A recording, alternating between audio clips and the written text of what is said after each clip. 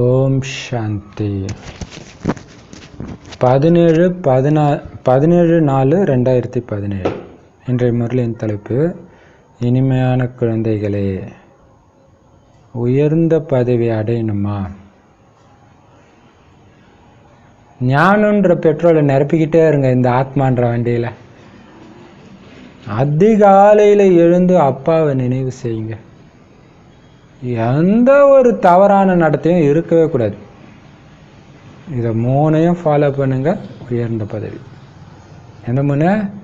ஞானம் பெட்ரோல் போட்டுக்கிட்டே இருக்கணும். மைண்டுக்குள்ளே ஞான பாயிண்ட் இருந்துக்கிட்டே இருக்கணும். ஸோ அதுக்கு தான் என்ன பண்ணுறோம், இப்போ யோகமே ஞானத்தோடு சேர்த்து பண்ணுறோம். இன்றைக்கி பண்ணுற ப்ராக்டிஸ் பார்த்தீங்கன்னா, அம்மனுடைய காட்சியை நான் மற்றவங்களுக்கு காட்டியே தீருவேன். என்னுடைய குணம்ன்ற அலங்காரம், ஆத்ம உணர்வுன்ற விளக்கொலி, சுபபாவனைன்ற மணியோசை, இனிமையான வார்த்தைகள்ன்ற மந்திரம். எப்படி கோயிலில் போனால் இதெல்லாம் இருக்கிறதுனால தான் பக்தர் எல்லாத்தையுமே மறந்துடுறாங்க. அப்போ இதுதான் ஆக்சுவலாக ஞாயிற்றுக்கிழமை வானியில் வர்றதே இல்லையா, நடத்தையின் மூலமாக அப்பாவை வெளிப்படுத்துங்கன்ற. ஸோ அது ஞான பாயிண்ட்டாகவும் ஆயிடுச்சு, சேவையாகிடுச்சு. ஸோ ரெகுலராக பண்ணுறது பாபா நான் இணைஞ்சு அம்மன் ஸ்வரூபத்தில் சக்தியை கொடுத்துட்டே இருக்கிறேன். ஸோ எத்தனை பேருக்கு இந்த காட்சி காட்டுறோம் அப்படின்றது. ஸோ அப்போ பார்த்தீங்கன்னா ஞானமும் அதில் இருக்குது, அப்பாவுடைய நினைவும் இருக்குது, பாபா கூடவே தான் இருக்கிறீங்க. ஸோ அது அதிகாலையிலேருந்து காலையில் எழுந்திரிச்சோன்னே முதல்ல பக்தர்கள் கூட ஏந்திச்சோன்னே என்ன பண்ணுறாங்க, வண்டி எடுக்கிறவங்க, பஸ் எடுக்கிறவங்களாம் பார்த்தீங்கன்னா 4 மணிக்கு 3 மணிக்கு ஃபஸ்ட்டு எடுப்பாங்க. அப்பயுமே பார்த்தீங்கன்னா 1 மணி நேரம் அந்த சாமிக்கு தேவையான விஷயமெல்லாம் பண்ணுவாங்க. விளக்கேற்ற எதோ பண்ணுவாங்க, வத்தி கற்பூரம் கொத்துறது, பாட்டு போடுவாங்க, 1/2 மணி நேரம் 1 மணி நேரம் பண்ணிட்டு தான் எடுப்பாங்க. அப்போ நம்ம வண்டி, வாழ்க்கை வண்டி, பெட்ரோலை போட்டிங்களா செக் பண்ணுங்க. ஞானன்ற பெட்ரோலை போட்டிங்களா? நினைவு நினைவு நினைவுன்ற அகர்பத்தியை ஏற்றுனீங்களா? ஒரு தவறான நடத்தை கூட இருக்கக்கூடாது. அப்போ தான் உயர்ந்த பதவி கிடைக்கும். கேள்வி,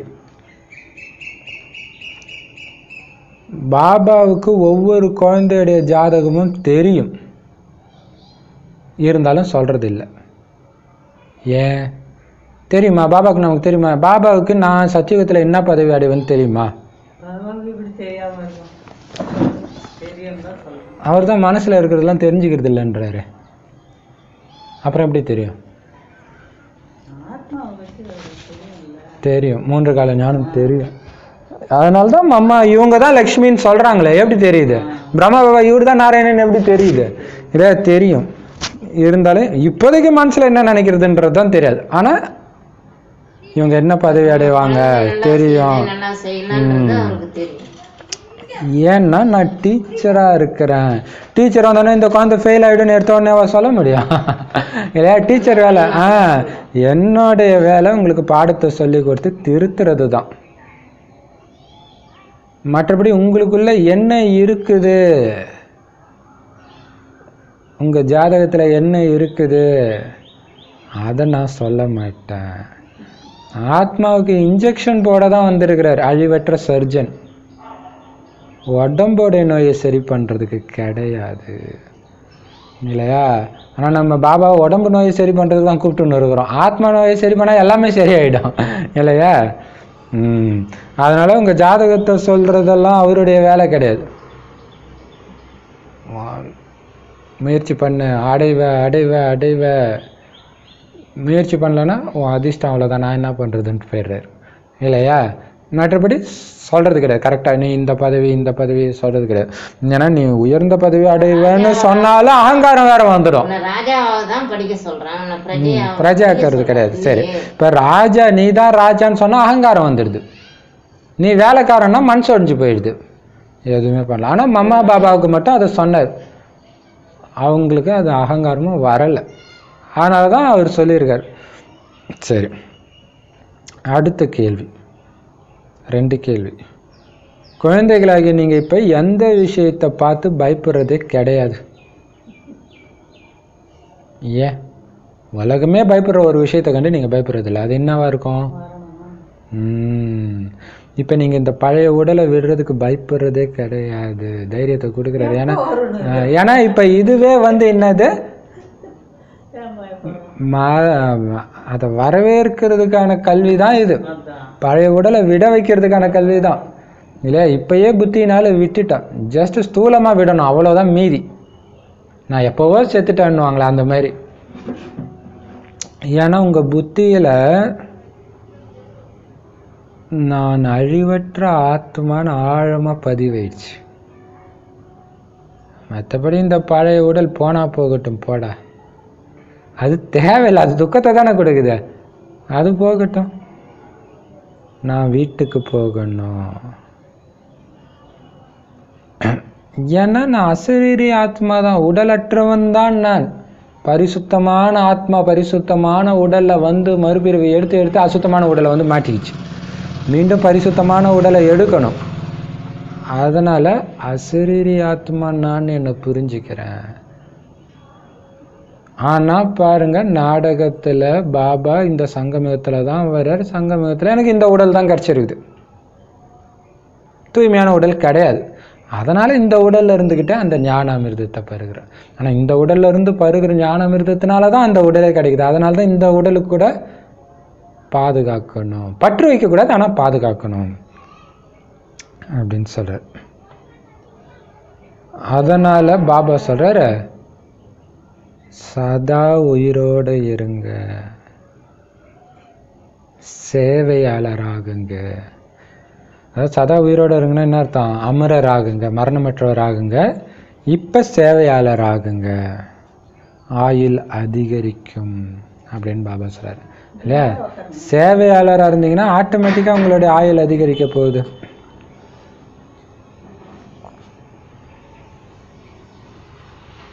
அதனால நீங்கள் இதை கண்டு பயப்பட வேண்டிய அவசியம் கிடையாது. பல ஜென்மங்களாக பல உடலை விட்டீங்க, அப்போல்லாம் பயம் இல்லை. இப்போ ஏன் பயப்படுறீங்க? இது வீணான உடல் வேறு, அது இல்லாமல் அழிவற்ற ஆத்மான்னு அப்போ தெரியாது, ஆனால் உங்களுக்கு இப்போ தெரியும். புது உடல் கிடைக்க போகுது, வீட்டுக்கு போகணும். அதனால் இந்த உடலில் இருந்துக்கிட்டே ஞான அமிர்தத்தை குடிச்சிக்கிட்டு அமர பவ ஆகுங்கன்ற வரத்தை பிராப்தியாக அடைகிறோம் நாம். அதனால் சேவை செஞ்சுட்டே இருங்க. இந்த உடல் மூலமாக நீங்கள் செய்கிற சேவைக்கு பிரதிபலனாக தான் அந்த உடலே கிடைக்குது. அதனால் இந்த உடலை பாதுகாத்துக்கிட்டு சேவை செஞ்சுட்டு இருங்க. படுத்த படுக்கையாக இருக்கிற என்ன பண்ணுறது? ரொம்ப வசதியாக போச்சு, மனசா சேவை பண்ணுங்க. ஏன்னா அந்த சேவை போனால் தான் சமஸ்கார மோதல்லாம் வரும். ஸ்தூல சேவையில் ஒரு 2-3 ஆத்மா சந்தித்தாலே என்ன ஆகும்? சமஸ்கார மோதல் வரும். இது பிரச்சனையே இல்லையே, பவர்ஃபுல். அவங்க சமஸ்கார மோதல் வர்றதுனால அவங்களால மனசா சேவை பண்ண முடியாது. சேவைக்கு போவாங்க, 4 நாளைக்கு யோகாவே சுத்தமாக வராது, அப்புறம் எங்கே அவங்க மனசா சேவை பண்ணுறது? பிரச்சனை பண்ணிட்டு வந்தாங்கன்னா அப்போ உங்களுக்கு அது ப்ளஸ் பாயிண்ட்டு தானே. சேவை செய்யுங்க, ஆயுள் அதிகரிக்கும். யோகா, சேவை, ஞானம், ஆயுள், செல்வம் கிடைச்சிக்கிட்டே இருக்கும். பாடல், குழந்தை பருவத்தை மறந்துடாதீங்க. ஓம் சாந்தி. குழந்தைங்க பாட்டு கேட்டீங்க. யாரை தாய் தந்தைன்னு கூப்பிடுறோமோ அவங்கள மறக்கக்கூடாது. யார் இந்த பாட்டை எழுதுனாங்களோ அவங்களுக்கே இதோடைய அர்த்தம் தெரியாது. குழந்தை பருவத்தை மறந்துடாதீங்கன்னா என்ன அர்த்தம்? குழந்தை அப்பா அம்மாவை மறக்குமா இல்லையா? ஒரு 5 நிமிஷம் அப்பா அம்மா விட்டு வந்தோன்னா திடீர்னு அப்பா அம்மா ஞாபகம் வந்தோன்னா அப்பா அம்மா எங்கே, அப்பா அம்மா எங்கன்னு கேட்கும். அந்த மாதிரி நீங்கள் கேட்குறீங்களா இல்லையா? அதான் மறந்துட. அதை எழுதுனவங்களுக்கே தெரியல, குழந்தை பருவத்தை மறந்துடாதீங்க. அதாவது அப்பா அம்மாவை மறந்துடாதீங்க.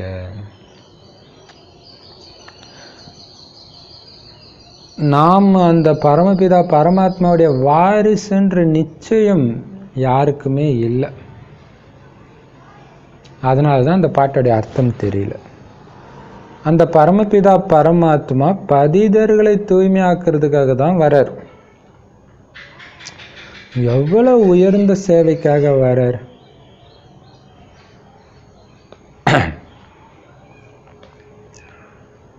அவருக்கு எந்த ஒரு அபிமானமுமே கிடையாது. அவருக்கு தான் நிரகங்காரின்னு சொல்லப்படுது.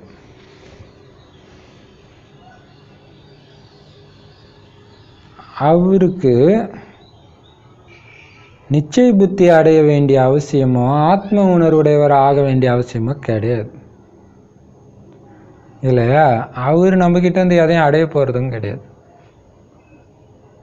அவருக்கு தெரியும் நீங்கள் தான் குழந்தைங்கன்ட்டு. உங்களுக்கு தான் நிச்சயம் இல்லை, மறந்துடுறீங்க. பாபா எங்கள் அப்பாவுக்கு உடம்பு சரியில்லை காப்பாற்று. ஓ, உனக்கு அங்கே ஒரு அப்பா இருக்காரா? அப்போ நிச்சய புத்தி இல்லை இல்லையா? அதுதான்.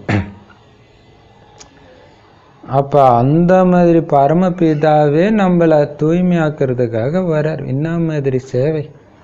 உலகத்தில் மிக புனிதமான சேவை இந்த அழுக்கான உலகத்தை தூய்மையாக்குறது தான்.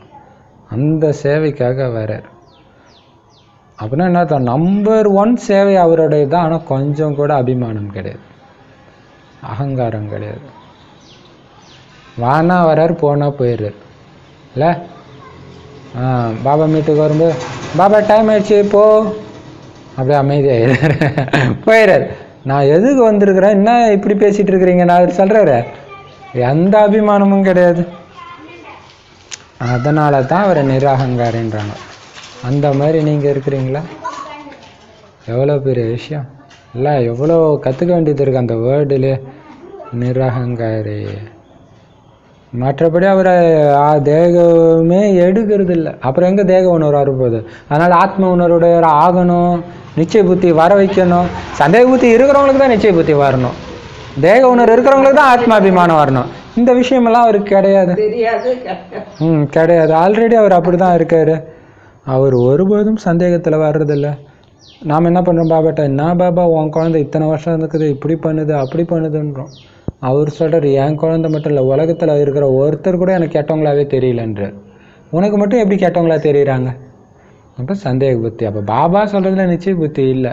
அது நல்ல குழந்தைன்றார். பாபா சொல்கிறார், என்னுடைய குழந்தையில் இருக்கிற கடைசி ஆத்மா 33 கோடியாவது ரேங்க் எடுக்கிற ஆத்மா கூட உலகத்தில் உள்ள மற்றவங்க எல்லோரையும் கூட உயர்ந்தவங்கன்றார். அப்போ எல்லாரும் நல்லவங்களாக தான் தெரியுறாங்கன்னு. அப்போ எனக்கு எப்பயுமே சந்தேகத்தில் வர்றதில்ல, இவங்கெல்லாம் எங்கே சொர்க்கத்துக்கு வர நாம் நினைக்கிறோம்ல, இவங்கெல்லாம் எப்படி பிரதர் சத்தியத்துக்கு வருவாங்கன்னு நினைக்கிறோம்ல. பாபா அப்படிலாம் நினைக்கல. அவருக்கு எப்பயுமே சந்தேகம் வரல, கண்டிப்பாக வந்துடும், அப்படிதான் நினைக்கிறார். தேக உணர்வுடையவராக ஆகுறது. இப்போ பாருங்களேன், எனக்கு பாபா குழந்தை கிடைக்கிறதுக்கு முன்னாடி நான் பாபாவை நிந்தனை பண்ண மாதிரி மற்றவங்க பண்ணியிருப்பாங்களானே தெரியாது. அவ்வளோ நாஸ்திகனாக இருந்தா. இவனெல்லாம் எதுக்கு நம்ம குழந்தையாக்கணும்னு அவர் நினச்சாரு. அவனையும் பிடிச்சி ஏற்றுட்டு வந்தார். எவ்வளோ பெரிய விஷயம். ஆனால் நம்ம மற்ற மதத்துக்காரங்களை பார்த்தாலும் அவங்களுக்கு போய் கொடுக்கணுமான்னு யோசிக்கிறோம் இல்லையா? இப்போ சந்தேகம் வருது. பாபாவுக்கு இந்த சந்தேகம்லாம் வர்றது கிடையாது. தேக உணர்வுடையவராக ஆகிறதே கிடையாது. மனிதர்கள் தான் தேக உணர்வுடையவராக ஆகிறாங்க. அதனால் பாபா சொல்கிறார், மீண்டும் ஆத்ம உணர்வுடையவராக ஆகுங்க. அது கடின உழைப்பு தேவைப்படுது தான். ஏன்னா இறங்கிட்டீங்க அந்த அளவுக்கு. அதனால தான் பாபா தினம் தினம், நீங்கள் மட்டுமா கஷ்டப்படுறீங்க, பாபா தான் கஷ்டப்படுறாரு. தினம் தினம் சொல்லிக்கிட்டே இருக்கிறாரு. போர் அடிக்குது பாபா சொன்னதே சொல்கிறேன்னா கேட்கறதுக்கு போர் அடிக்குது. தினம் தினம் நான் சொல்லிட்டு இருக்கிறேன்னு இல்லை. அதனால் பாபா சொல்றார், உங்களை ஆத்மான்னு உணருங்க. என்னன்னு உணர்னா? ஆனால் மனிதர்கள் என்னன்னு உணர்றாங்க? தன்னை பரமாத்மான்னு சொல்லிக்கிறாங்க. ஆத்மான்றதை விட்டுட்டு பரமாத்மான்னு சொல்லிக்கிறாங்க. எவ்வளவு வித்தியாசம் இருக்குது. உனக்குள்ளேயும் கடவுள், எனக்குள்ளேயும் கடவுள், எவ்வளோ வித்தியாசம் இருக்குது.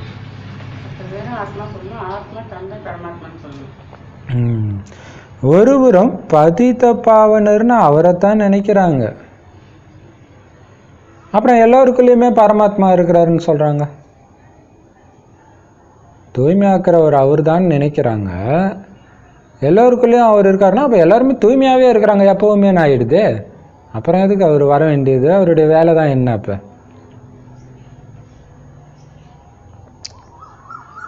அதனால் அவங்களுக்கு போய் புரிய வைங்க இல்லையா? வள்ளலார் பக்தர்கள் நிறைய பேர், வள்ளலார் பக்தர் அதிகமாக சொல்லுவாங்க, புழு இருக்குது பாரு அதுக்குள்ளேயும் கடவுள் இருக்கிறாரு, பன்னி இருக்குது பாரு அதுக்குள்ளேயும் இருக்கிறாரு, ரொம்ப அருவருப்பான பொருள் அவர் இருக்காருன்றாங்க. அதான் பாபா அவங்களுக்கு போய் புரிய வைங்க. ஏன்னா உங்களை திருத்துறதுக்காக பாபா எங்கேருந்து வந்திருக்கிறாரு பாருங்க. எங்கேருந்து வந்திருக்கிறாரு பாபா? நம்மளை திருத்துறதுக்காக வர்றாரு. ஆனால் யாருக்கு பாபா வந்திருக்கிறது என்னோட அப்பான்னு நிச்சயம் இருக்குதோ, உறுதியாக இருக்குதோ, அவங்க தான் எங்களுடைய தாய் தந்தைன்னு சொல்லுவாங்க. நாங்கள் உங்கள் ஸ்ரீமத் படி நடந்து உயர்ந்த தேவதையாக மாறுறதுக்காக இங்கே வந்திருக்கிறோம் பாபான்னு சொல்லுவாங்க.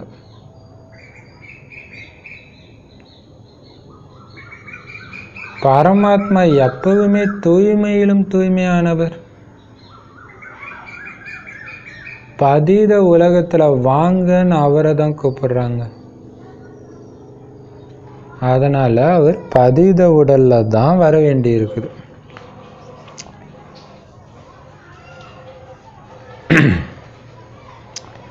பதித உலகத்திலோ தூய்மையான உடலே இருக்காது. அப்போ அவர் எப்படி தூய்மையான உடல்ல வர முடியும்? அவருடைய வேலை துக்கத்திலேருந்து காப்பாற்ற. இல்லை, துக்கமான உலகத்திலேருந்து காப்பாற்றனா துக்கமான உலகத்துக்கு தானே வரணும். ஒரு ஃபயர் சர்வீஸில் இருக்கிறாரு, தீயணைப்பு படையினர் வந்து நெருப்பு எரியிற இடத்துல போய் தான் காப்பாற்ற முடியும், வெளியில இருந்தேவா காப்பாற்ற முடியும்? அதே மாதிரி தான் இங்கேயும், இல்லையா? ஸோ அங்கே தூய்மையான உடல் கிடையாது. அதனால் அவர் அழுக்கான உடலில் தான் வர்றாரு. ஏன்னா இங்கே தான் நீங்கள் கூப்பிடுறீங்க. அதனால் பாபா சொல்ற, இந்த இடத்துல தான் பாபா நீங்கள் வந்திருக்கிறீங்க, எங்களுக்காக எவ்வளோ பெரிய தியாகம். நாங்கள் வந்து ஆரம்பத்தில் சுகத்தை அனுபவிச்சுட்டு அதுக்கப்புறம் இங்கே வந்திருக்கிறோம் பாவம் பண்ணதுனால. நீ என்ன பாவம் பண்ண இங்கே வந்திருக்கிற? இல்லை, ஒரு சினிமா பாட்டு கூட வரும், நாங்கள் குற்றம் செஞ்சுட்டு ஜெயிலுக்கு வந்திருக்கிறோம், ஜெயிலர் ஐயா என்ன தப்பு பண்ணார் இங்கே வந்திருக்கிறாருன்னு வரும்.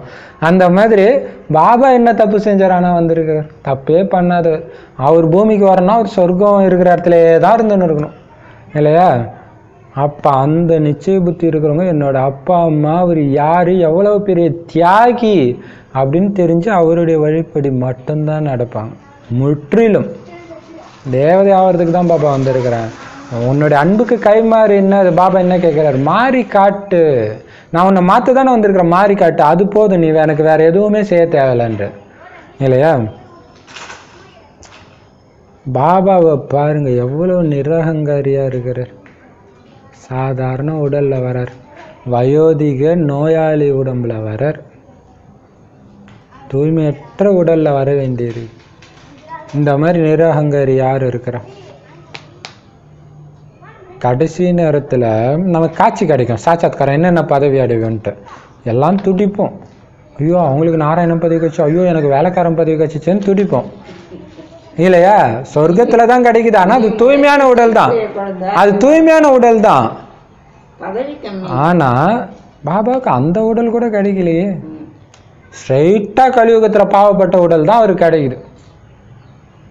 5000 வருஷத்துக்கு ஒரு தடவை தான் வர்றார். வரும்போது இந்த பாழான உடலை தான் எடுக்கிறார். மற்ற எந்த ஆத்மாவுமே வரும்போது நல்ல உடல்ல தான் எடுக்குது, சுகத்தை தான் அனுபவிக்குது, இல்லையா? தூய்மையற்ற உடல்ல தான் வர வேண்டி இருக்குது. அதான் எவ்வளோ நிராகங்காரியா இருக்கிறேன் பாருங்க. ஆனால் அப்பா அம்மா சொல்லுவாங்களா, உனக்காக உழைச்சி தான்டா நான் ஓடா தேஞ்சு போனேன், ரத்தத்தை சிந்தி வாழ்த்தனடா. பாபா அதெல்லாம் சொல்லவே இல்லை. எவ்வளோ நிராகங்காரியா இருக்கார். செல்லமான குழந்தை, ஐயோ எவ்வளோ நல்ல குழந்தைன்றார். நாமெல்லாம் அவர் சொல்றது அப்படியே கேட்கவும் இல்லை. அப்படி இருந்தே அவர் அப்படி சொல்றாரு, இல்லையா? அப்போ ஆனால் அப்படி சொல்லி சொல்லி அவர் கேட்குற மாதிரி ஆக்கிறார். கரெக்ட். நாம நம்மள சம்பூர்ணமானவர்னு சொல்ல முடியாது. இப்பதான் மாறிட்டு இருக்கிறோம், இப்பவே சம்பூர்ணம் ஆகலை.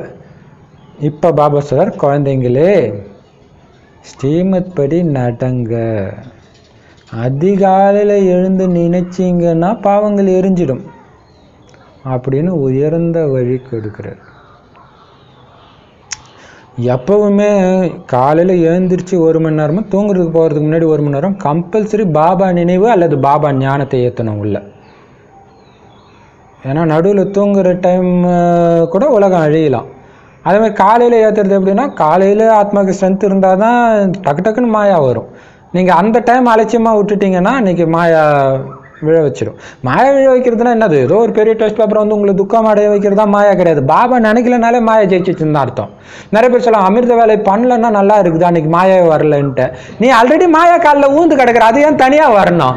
இல்லை நான் சரண்டர் ஆகிட்டேன்னு அர்த்தம் அப்படின்னா பாபா நினைவு இல்லாமல் இருந்திருக்கும்.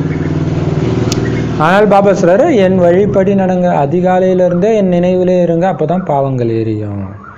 ஸ்ரீமத் படி நடக்கலைன்னா பாவம் அழியாது, குரங்கிலும் குரங்காவே இருந்துடுவீங்க, நிறைய தண்டனை அடைய வேண்டியிருக்கும். குரங்க ஸ்ரீலக்ஷ்மி அம்மாத்த வரார் இல்லையா? குரங்கு படை தானே அழைச்சி சீதையை மீட்கிறதுக்கு இட்டுட்டு போகுது, ராமர் அழைச்சிட்டு போகிறாரு. திரும்பி வரும்போது குரங்கு வராது, சீதையோட தான் வருவார். அப்படின்னா நான் குரங்கு தான் சீதையாக்கி வருது.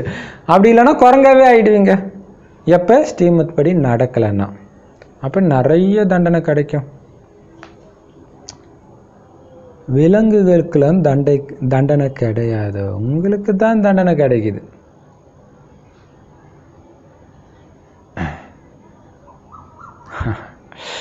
எருமை மாடி யாரையாவது எட்டி உதைச்சி அவங்க செத்துட்டாங்கன்னா அதை யாரும் ஜெயிலில் போட மாட்டாங்க. ஆனால் மனிதர்களை உடனே ஜெயிலில் போட்டுடுவாங்க. ஏன்னா இன்னைக்கு மனிதர்கள் வந்து மாட்டை விட மோசமாக இருக்கிறாங்கன்னு பாபா புரிய வைக்கிறார். இது நேற்று நியூஸில் இது வந்துச்சு. ஏதோ ஒரு ஊரில் மாட்டை வந்து இரும்பு கம்பியால் அடிச்சே சாவடிச்சிருக்கிறாங்க. கடன் பிரச்சனையோ ஏதோ ஒன்றுத்துக்கு அவங்க மாடு இருந்திருக்குது, அதில் 4 மாட்டை அட்டின்னு அடிச்சிருக்காங்க. அது வீட்டுக்கு வந்ததுக்கப்புறம் இறந்துருக்குது. அப்புறம் அந்த அடியெல்லாம் பார்த்து கண்டுபிடிச்சி போலீஸில் கம்ப்ளைண்ட் பண்ணாங்க, அடிச்சவங்கள பிடிச்சி போட்டாச்சு. ஆனால் மாடு மேய்ச்சி செத்தா ஒன்றும் மாட்டை ஜெயிலில் போட மாட்டாங்க. எப்படி சூப்பராக சொல்கிறாரு. ஏன்னா பல தடவை ஜல்லிக்கட்டில் பார்த்தீங்கன்னா நிறைய பேர் சாவாங்க தான், மாட்டை ஒன்றும் போடுறதில்ல. இப்போ தண்டனையெல்லாம் யாருக்கு கிடைக்குது? யாருக்கு கிடைக்குது? மனிதர்களுக்கு தான் கிடைக்குது. ஆனால் இப்போ அந்த மாட்டை விட மோசமாக இருக்கிறது மனிதர்கள் தான்றார் இல்லையா? மாடெல்லாம் கூட இப்போ அமைதியாக தான் இருக்குது, மனிதர்கள் தான் அமைதியாக இல்லை. இப்போ பாபா சொல்றாரு, இந்த சமயம் மனிதர்கள் அதை விட மோசமாக இருக்கிறாங்க. அந்த மாதிரி மோசமான மாட்டை விட கீழான மனிதர்களை தேவதையாக மாற்றணும்னு பாபா வந்திருக்கார். இந்த லக்ஷ்மி நாராயணன் கூட உங்களுக்கு தினம் தினம் கிடைக்கிற இந்த கீதா ஞானத்தை தெரிஞ்சுக்கல, அங்க அவசியமே கிடையாது. ஏன்னா பாபா படைக்கக்கூடியவர். அங்க யாருமே 3 கால ஞானம் தெரிஞ்சவங்களே கிடையாது. மீராவை பக்தியில் அந்த அளவுக்கு புகழ்ந்து பேசுகிறாங்க, ஸ்ரீகிருஷ்ணரோடவே அப்படியே மறைஞ்சு போயிட்டாங்க அப்படின்ட்டு. அவ்வளோ தூய்மையான காதல்ன்றாங்க. காட்சி கிடைச்சதெல்லாம் உண்மைதான், ஆனால் ஞானம் துளி கூட கிடையாதுன்றார். ஏன்னா ஸ்ரீ லக்ஷ்மி நாராயணனுக்கே கிடையாது, 3 கால ஞானம் கிடையாது. என்ன நடக்கும்னு தெரியாது. ஆனால் உங்களுக்கு தெரியும் தானே 20 வருஷம் கழிச்சு என்ன நடக்கும்? என்ன நடக்கும்? தேவதைக்கு பிறந்திருப்பீங்க, அங்க மறந்துடுங்க. ஆனா இப்ப தெரியுது தேவதைக்கு பிறப்போம். இதுக்கு முன்னாடியே ஒரு 3000 வருஷம் முன்னாடி என்ன இருந்தீங்க அதுவும் தெரியும். தேவதைக்கு பிறந்தோம், தேவதையா இருந்தோம். இப்பதான் இந்த 3 கால ஞானம் இருக்குதே தவிர அப்ப கிடையாது. அப்ப அதோடைய அவசியமும் கிடையாது. ஏன் அவசியம் கிடையாது? இப்ப நீங்க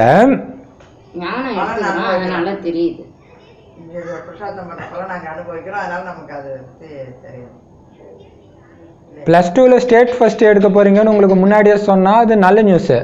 +2 நீ ஃபெயில் ஆக போறேன்னு சொன்னா, நாராயணன் கிட்ட போய் சொன்னா ஃபெயில் ஆக போறேன்னு சொல்ற மாதிரி அர்த்தம். ஏன்னா அதுக்கப்புறம் ஃபுல்லா ஒரு இறங்குற கலை தான். அதனால அதுக்கான அவசியம் கிடையாது. நல்ல விஷயத்த சொல்லதான் பாபா வருவார், கெட்ட விஷயத்த சொல்றதுக்காக அவர் வருவாரு இல்லையா? இப்ப பாபா உலகம் அழியுதுன்னு சொல்றாரு, அது கெட்ட விஷயமா நல்ல விஷயமா? அதையே உங்களுக்கு சொல்றாரு. டைம் கம்மியா இருக்குது, சீக்கிரமா முயற்சி பண்ணுன்றதுக்காக சொல்றாரு. கெட்ட விஷயம் சொல்லணுன்றதுக்காக சொல்ல. டைம் ரொம்ப கம்மியா இருக்குது, சொர்க்கத்துக்கு நீ ரெடி ஆகணும், உனக்கு அப்படியே உன் இஷ்டத்துக்கு பொறுமையா வந்துக்கலாம் கிடையாது, அதிவேகத்துல போகணும். ஏன்னா வந்ததே லேட்டா வந்திருக்கிறோம், கடைசியில வந்திருக்கிறோம்.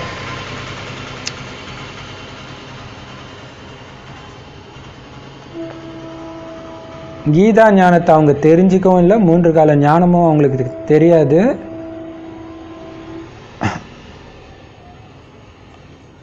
ஆக்சுவலாக கலியுகத்தில் இருக்கிற மக்களுக்கு கூட 3 கால ஞானம் தெரியாது தான், தெரியாது. ஆனால் தெரியாது, ஆனால் தங்களையே கடவுள்னு சொல்லிக்கிறாங்க. எவ்வளோ பெரிய விஷயம். ஒன்றுமே தெரியாது, ஆனால் இவங்க கடவுளாம். கடவுள் எனக்குள்ள இருக்க, சிவோகம், நானே சிவன் அப்படின்னு சொல்லிக்கிறாங்க சாது சன்னியாசிகள். நான் ஸ்ரீகிருஷ்ணருடைய பிறப்பு அப்படி இப்படின்னு சொல்லிக்கிறாங்க. அதனால பெரிய கொட்டை எழுத்துல எழுதுங்க, கீதையுடைய பகவான் பரமபிதா பரமாத்மா சிவனே தானே தவிர கிருஷ்ணர் கிடையாதுன்னு எழுதுங்க. தைரியம் வேணும், எழுதுங்க. அது ஒன்றும் பெரிய கஷ்டம் கிடையாது. ஏன்னா ரெண்டுமே இந்து மதத்தில் இருக்கனால ஒன்றும் பெரிய பிரச்சனை வராது. அதே இது கிடையாது, இது கிடையாது அல்லான்னு சொல்லிட்டீங்கன்னா பிரச்சனை வந்துடும். அல்லாவும் சிவன் தான், பட் ஆனால் அப்படி வரலாம். அல்லது கர்த்தர்னு சொன்னாலும் பிரச்சனை வந்துடும்.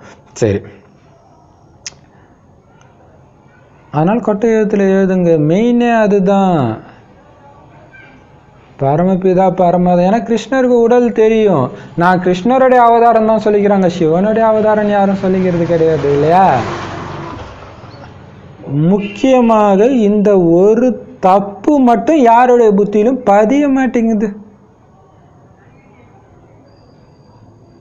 இது எவ்வளவு பெரிய தப்புன்னு அவங்களுக்கு பதிய மாட்டேங்குது.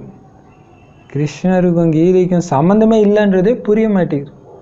அவர் சொன்னாருன்னே நினைச்சிடுறாங்க.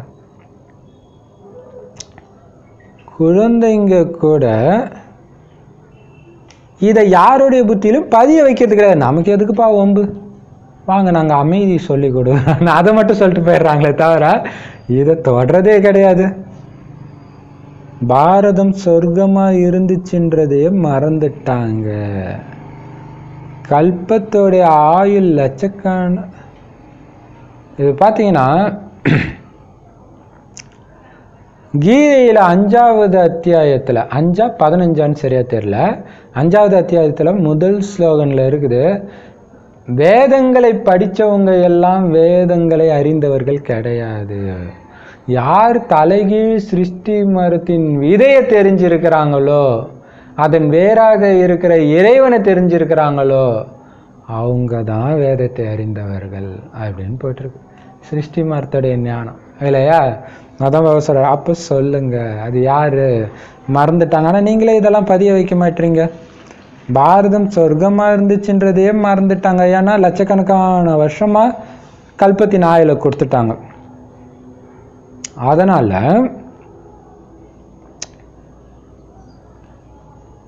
ஏதாவது பழைய பொருள் கிடைச்சா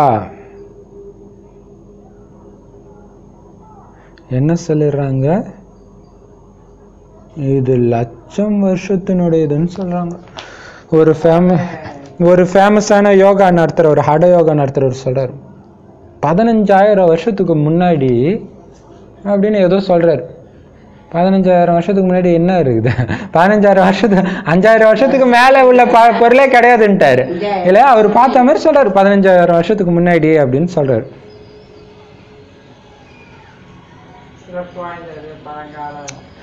அதான் எந்த பொருள் கிடைச்சாலும் என்ன பண்ணாலும் இது லட்சக்கணக்கான வருஷத்துக்குடையதுன்னு சொல்லிடுறாங்க. கிறிஸ்து வர்றதுக்கு முன்னாடி 3000 வருஷத்துக்கு முன்னாடி இந்த பாரதம் சொர்க்கமா இருந்துச்சுன்னு எப்பவாச்சும் ஒரு சிலர் தான் சொல்றாங்க. நாமளும் தேவதையா இருந்தோன்னு நீங்க தான் தெரிஞ்சுக்கிட்டீங்க.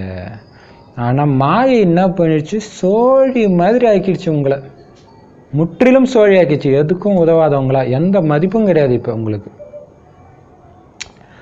அதனால பாபா சொல்றாரு, குழந்தைகளாகிய நீங்க கூட காரிலிருந்து முதல்ல வெளியே வரணும். வந்தாதான் மற்றவங்களையும் வெளியே எடுத்துட்டு வர முடியும். முதல்ல நீங்க புரிஞ்சுக்கணும். பாபா ஏன் இதெல்லாம் உங்களுக்கு புரிய வைக்கிறாரு, நான் எப்படி புரிய வைக்கிறேன்னா இந்த மாதிரி மற்றவங்களுக்கு புரிய வைங்க. அப்படின்றதுக்காக தான் பாபா என்ன புரிய வைக்கிறாரு, கீதையின் பகவான் கிருஷ்ணர் கிடையாதுன்றாரு, பாரதம் சொர்க்கமா இருந்துச்சுன்றாரு. ஆனா நாம போய் என்ன பண்றோம், வெளியில போய் எல்லாரும் பத்மாசனத்துல உட்காருங்க, மூச்சை இழுங்க, இதையா பாபா கத்து கொடுக்குறாரு? இதையும் சொல்லி கொடுக்குறாங்க பாபா குழந்தைங்க. அதான் பாபா சொல்றாரு, முதல்ல நீங்க இருட்டுல இருந்து வெளியே வாங்க, அப்புறம் மற்றவங்களை எடுத்துட்டு வரலாம் இல்லையா? ராஜயோகம் எவ்வளவு பெரிய யோகம், அட யோகத்தை போய் சொல்லி கொடுத்துன்னு இருக்கிறீங்க. அப்போ அவங்க வந்து மற்ற யோகத்து மாதிரி இதுன்னு தான் நினைப்பாங்க. நீங்க தெளிவா சொல்லுங்க, இங்க கையை காலை மடக்கிறது கிடையாது, மூச்சு பயிற்சி கிடையாதுன்னு சொல்லுங்க. மூச்சு பயிற்சி பண்ணா உங்களுடைய கேரக்டர் மாறுமான்னு கேளுங்க இல்லையா? முதல்ல நீங்க இருட்டுல இருந்து வெளியே வாங்க.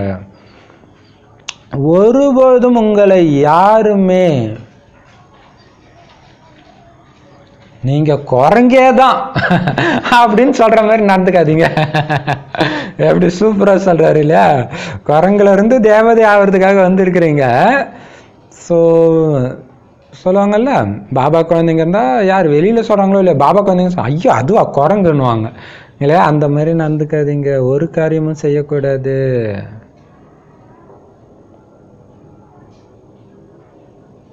நான் எவ்வளவு தூர தேசத்துல இருந்து உங்களுடைய அழுக்கான ட்ரெஸ்ஸை தோச்சு போட வந்திருக்கிறேன். உங்க ஆத்மா முற்றிலும் அழுக்காகிடுச்சு. இப்ப என்ன நினைச்சீங்கன்னா உங்களுடைய ஜோதி எரிய ஆரம்பிக்கும். ஞானத்தின் பெட்ரோலை நிரப்பிக்கிட்டே இருங்க. அங்க கூட சிறிது பதவியை அடையுங்கள். அங்க போய் வேலைக்காரனா ஆகிறது நல்லா இல்ல குழந்தை. இது ராஜயோகம்னா உயர்ந்த பதவியைத்தான் நீ அடையணும். வேலைக்காரனா மாறினீங்கன்னா கடவுள் கிட்ட இருந்து என்ன ஆஸ்தி அடைஞ்சிங்க? இதான் கடவுள் உங்களுக்கு வேலைக்காரன் பதவி தான் கொடுத்தாரா? அது ஒண்ணுமே கிடையாது. பாபா கிட்ட யாரு கேட்டாலும், பாபா நான் என்ன பதவி அடைவேன்னு யாரு கேட்டாலும் உடனே பாபாவால சொல்ல முடியும்.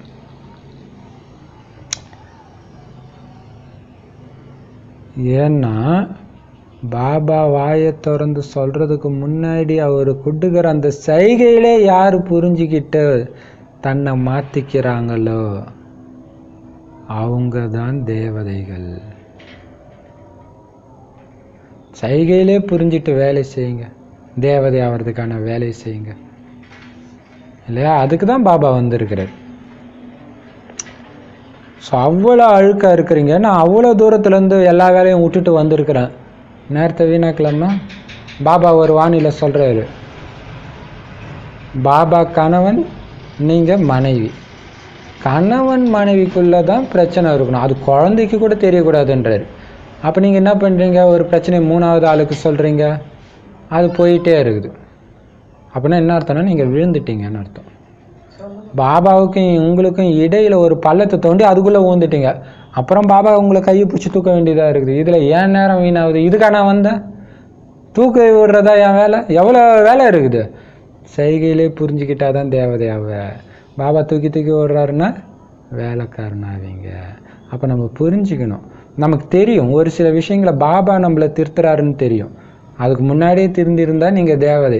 ஒரு சில டெஸ்ட் பேப்பர் வந்து பாபா சொல்ற கட்டாயத்தினால நீங்கள் விட்டீங்கன்னா அதுக்கு எந்த மதிப்பும் கிடையாது.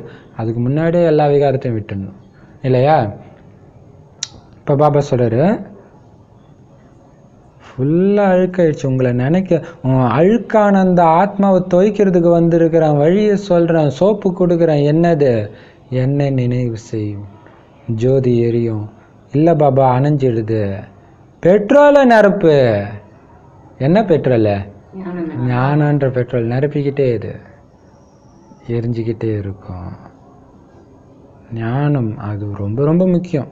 என்ன மாயா வந்து யோகா பண்ண முடியாத அளவுக்கு பவர்ஃபுல் மாயாவாக இருந்தாலும் வாணியை விட்டுடாதீங்க, ஆட்டோமேட்டிக்காக இழுத்துட்டு வந்துடும். இல்லையா? யோகாவே வராட்டினாலும் வாணியை விட்டுறாதீங்க.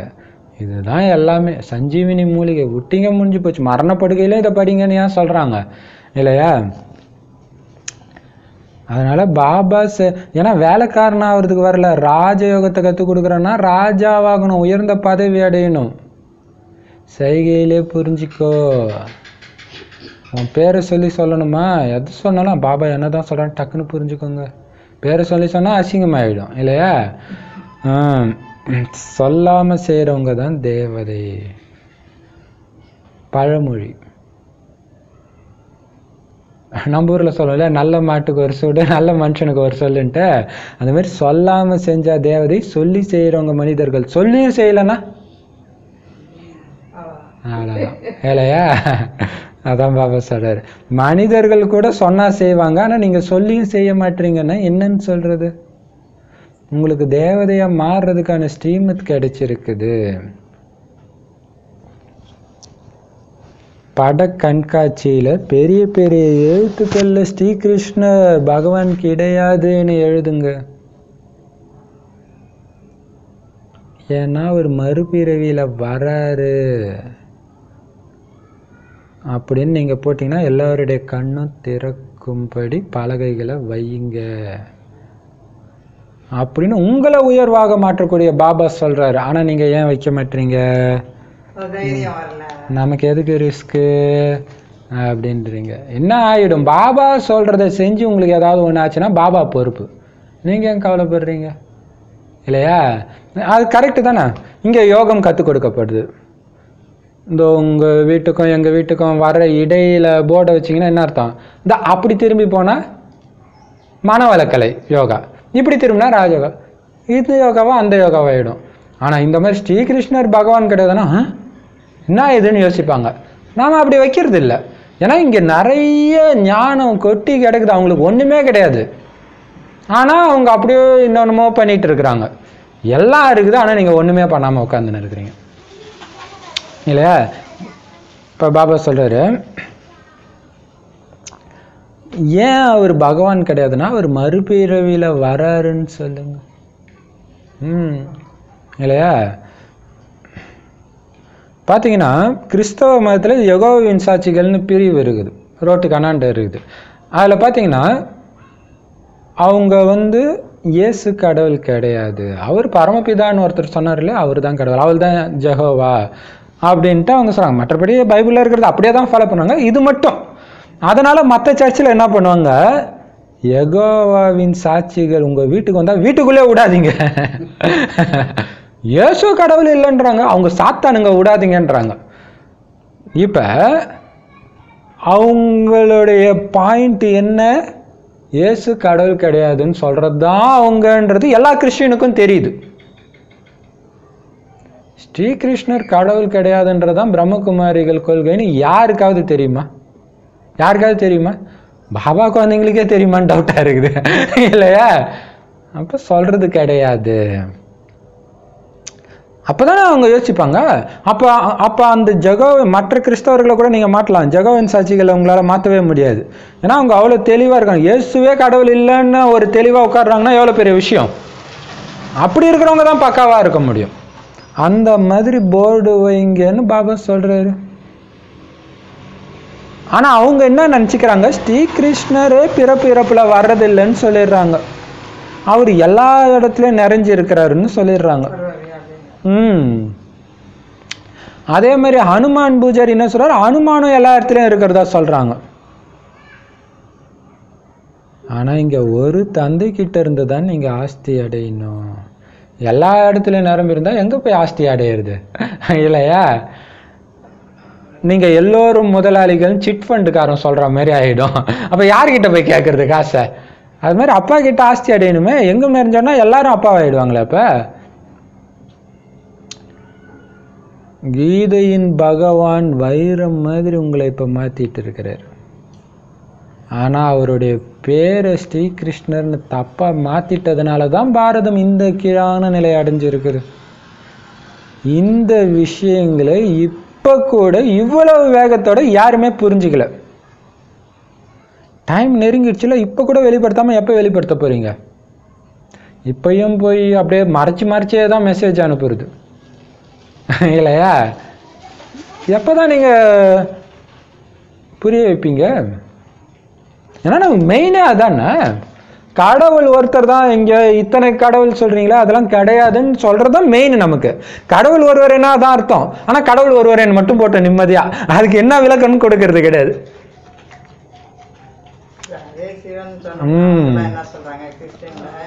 பாபா சொல்றாரு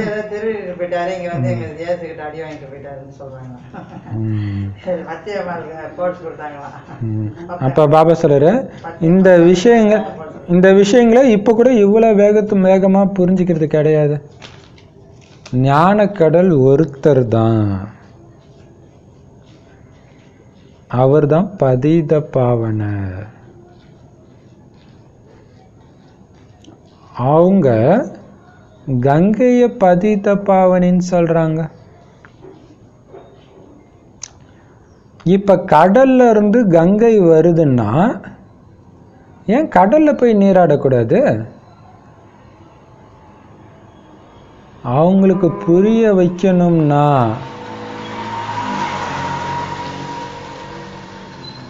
என்ன பண்ணணும் தெரியுமா?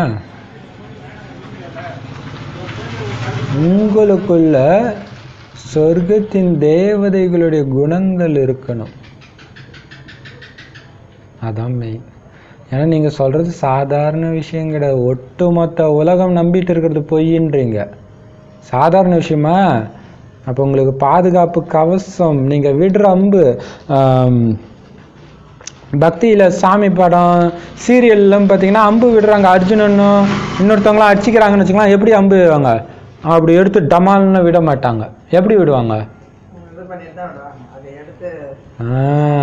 அப்படி நினைவு செஞ்சுட்டு விடுவாங்க இல்லையா? நாம தான் அந்த அம்பு விடுறோம், ஞான அம்பு. இப்போ எப்படி இருக்கணும்? அந்த தெய்வீக குணங்கள் எல்லாம் இருக்குதான்னு அலங்காரத்தை செக் பண்ணிட்டு அந்த அலங்காரத்தில் நிலைச்சிருந்து விடணும். ஏன்னா அந்த மாதிரி விஷயத்த சொல்றீங்க நீங்க இல்லையா? உங்களுடைய அன்பு தான் அவங்கள அப்படியே யோசிக்க வைக்கும். நீங்க சொல்ற வார்த்தை யோசிக்க வைக்காது. அதான் பாபா சொல்றாரு, கங்கையே கடல்ல இருந்து தான் வருது. கங்கையில குளிச்சா சரியாயிடுனா போ கடல்ல போய் குளிச்சுடு. கடல் தண்ணியில இருந்து தானே அது வருது, போய் அங்க இருந்தே குளிச்சுடு. அப்ப இதை நீங்க புரிய வைக்கணும்னா பணிவு இருக்கணும். அகங்காரத்துல இதை சொல்லக்கூடாது. நமக்கு பாபா எப்படி சொல்றாரு, அப்ப நம்ம சொல்லலாம். இது அன்பா எப்படி சொல்லலாம்? இது நக்கலா சொல்ற மாதிரி இருக்கு. கடல்ல இருந்து தானேப்பா தண்ணி மழையா போய் கங்கை உருவாகுது, போய் கடல்ல போய் குளிக்க வேண்டியதானே? இது கோபம் வந்துடும் இல்லையா? அப்ப அவங்களுக்கு சொல்லும்போது எப்படி பாருங்க, கங்கையில இருந்து எப்படி அதுவும் தண்ணி தானங்க வருது, கடல்ல இருந்து தானங்க போகுது. அப்ப கடல்ல நாம குளிக்க மாட்டோம்ல, அப்ப இது வேற ஏதோ இருக்குது, தண்ணி கிடையாது இல்லை, உங்களுக்கே புரியுது இல்லை அப்படின்னு அந்த ஒரு அன்பா ஒரு குழந்தைக்கு புரிய வைக்கிற மாதிரி. குழந்தை அம்மா குழந்தைக்கு புரிய வைக்கிறாங்கன்னா அது கரெக்டாக புரிய வைப்பாங்களா? அடிச்சு வச்சுதே நீ புரிஞ்சுக்க போகணும்னு விடுறாங்களா? குழந்தை தப்பா புரிஞ்சுக்கூடாதுன்னு கரெக்டாக சொல்றாங்கல்ல, அந்த மாதிரி புரிய வைக்கணும். ஏன்னா ஒரு ஞான கடலுங்க. அவங்க இந்த கடல்னு காட்டிட்டாங்க, இந்த கடல் கிடையாது, அது ஞான கடல். கடவுளுடைய ஞானம் கடல் மாதிரி இருக்கிறதுனால ஒரு ஞான கடல்னு சொல்லிட்டாங்க. அப்படி ஒரு கடல்லாம் கிடையாது இல்லையா? அவரு தான் நம்மளை தூய்மையாக்கக்கூடியவர். அவர்ல இருந்து வெளிப்படுற கங்கை ஞான கங்கையில குளிச்சிங்கன்னா நீங்க தூய்மை ஆயிடுங்கன்னு அர்த்தம். அது பேரு ஞான கங்கை. ஞான காவேரி, ஞான பிரம்மபுத்திரான்னு சொல்றது இல்ல, கங்கை ஞான கங்கைன்றீங்களா? அப்ப குளிக்க வேண்டியது எதுல? ஞானம்ன்ற கங்கையில குளிக்கணுங்க அப்படின்னு சொல்லுங்க. அதுக்குதான் சத்தியுகத்துடைய குணங்கள் இருக்கணும். நாம அப்பாவுடைய மகிமை செய்யறோம் அப்படின்னு எல்லோருக்கும் புரிய வைக்கிறோம். ஏன்னா நிராகார பரமாத்மாவை எல்லாருமே ஏத்துக்குவாங்க, எல்லா மதத்தினரும் ஏத்துக்குவாங்க. ஆனா அவரை சர்வ வியாபின்னு மட்டும் சொல்லிடுறாங்க. கடவுள்னு ஒருத்தர் இருக்கிறாருன்னு எல்லாரும் ஏத்துக்கிறாங்க, ஆனா எங்க இருக்கிறாருன்னு தெரியல. எங்கேயோ ஒரு இடத்துல ஒரு நோட்டு புக் வச்சுட்டு நம்ம செய்யற தப்புலாம் எழுதி வைக்கிறாருன்னு ஒருத்தர் சொல்றாரு. கடவுள் நம்பிக்கை இல்லாத ஏதோ ஒரு சக்தி அப்படி மட்டும் நடக்குது. ஏன்னா அது தெரியுது, செய்யற தப்புக்கு ரைட்டுக்கெல்லாம் கரெக்டா பலன் கிடைக்கிறது தெரியுதுன்னு அவருக்கு தெரியுது. ஆனா ஏதோ ஒண்ணு நடக்குது, எங்கன்னு தெரியலன்ற. ஸோ அதை நீங்க புரிய வைங்க. ஏன்னா அவர் ஏத்துக்கிறாங்க, ஆனா எங்கும் நிறைஞ்சவர்னு சொல்லிடுறாங்க. ராம் ராம் பரமாத்மா அப்படின்னு சொல்றாங்க, மாலையை உருட்டுறாங்க, ஜபமாலை உருட்டிக்கிட்டு ஜபிச்சுக்கிட்டே இருக்கிறாங்க. ஆனால் அவர் எங்கே இருக்கார், எப்படி இருக்காரு தெரியல. ஸோ அந்த ஜப மாலையில், ருத்ராட்ச மாலையில் மேலே இருக்கிறது என்னது, பூ, மலர். யார் அது, சிவபாபா. ஆனால் அவங்களுக்கு அர்த்தம் தெரியல, சும்மா வச்சுட்டு இப்படி ஒத்தி எடுக்கிறாங்க. அது சிவனுடைய நினைவு, அது தெரியல. பூ மற்றும் ஜோடியினுடைய மணிகள் இருக்குது. தாய் தந்தைனாலே இல்லற மார்க்கம் தானே. படைப்புகளை படைக்கிறார்னா நிச்சயமா தாய் தந்தை வேணும். அதனால தான் இந்த பிரம்மா மூலமாக உங்களை தகுதி அடைய வைக்கிறாரு. பிறகு உங்களுடைய மகிமை மாலை உருட்டப்படுது. பரமாத்மா ஆத்மாவுடைய ரூபம் என்னன்னு கூட யாருக்கும் தெரியாது. ஏன்னா நீங்கள் இப்போ கேட்டுட்டு இருக்கிறது எல்லாமே எந்த வேதத்திலும் இதுக்கு முன்னாடி கேட்காத புத்தம் புது விஷயங்கள். பரமாத்மா ஒரு சின்ன புள்ளியா இருக்கிறார். இவ்வளவு சின்ன புள்ளிய யாராவது ஞான கடல்னு ஏத்துக்குவாங்களா? அதிசயம் இல்லையா?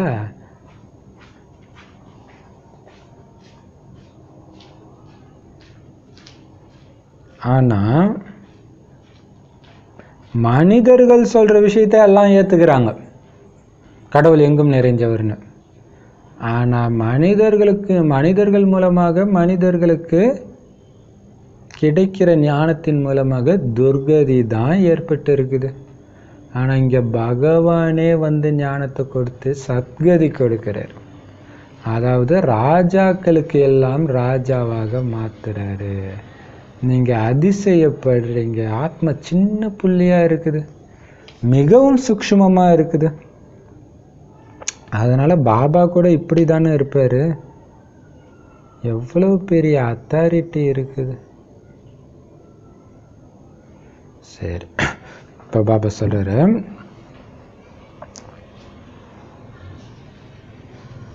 ருத்ராட்ச மாலையில மேல இருக்கிறது சிவபாபா மலர் ஒத்தையா இருக்கிறது, கீழே இருக்கிறவங்களும் ஜோடிகள் 108 மணி மாலை இல்லையா?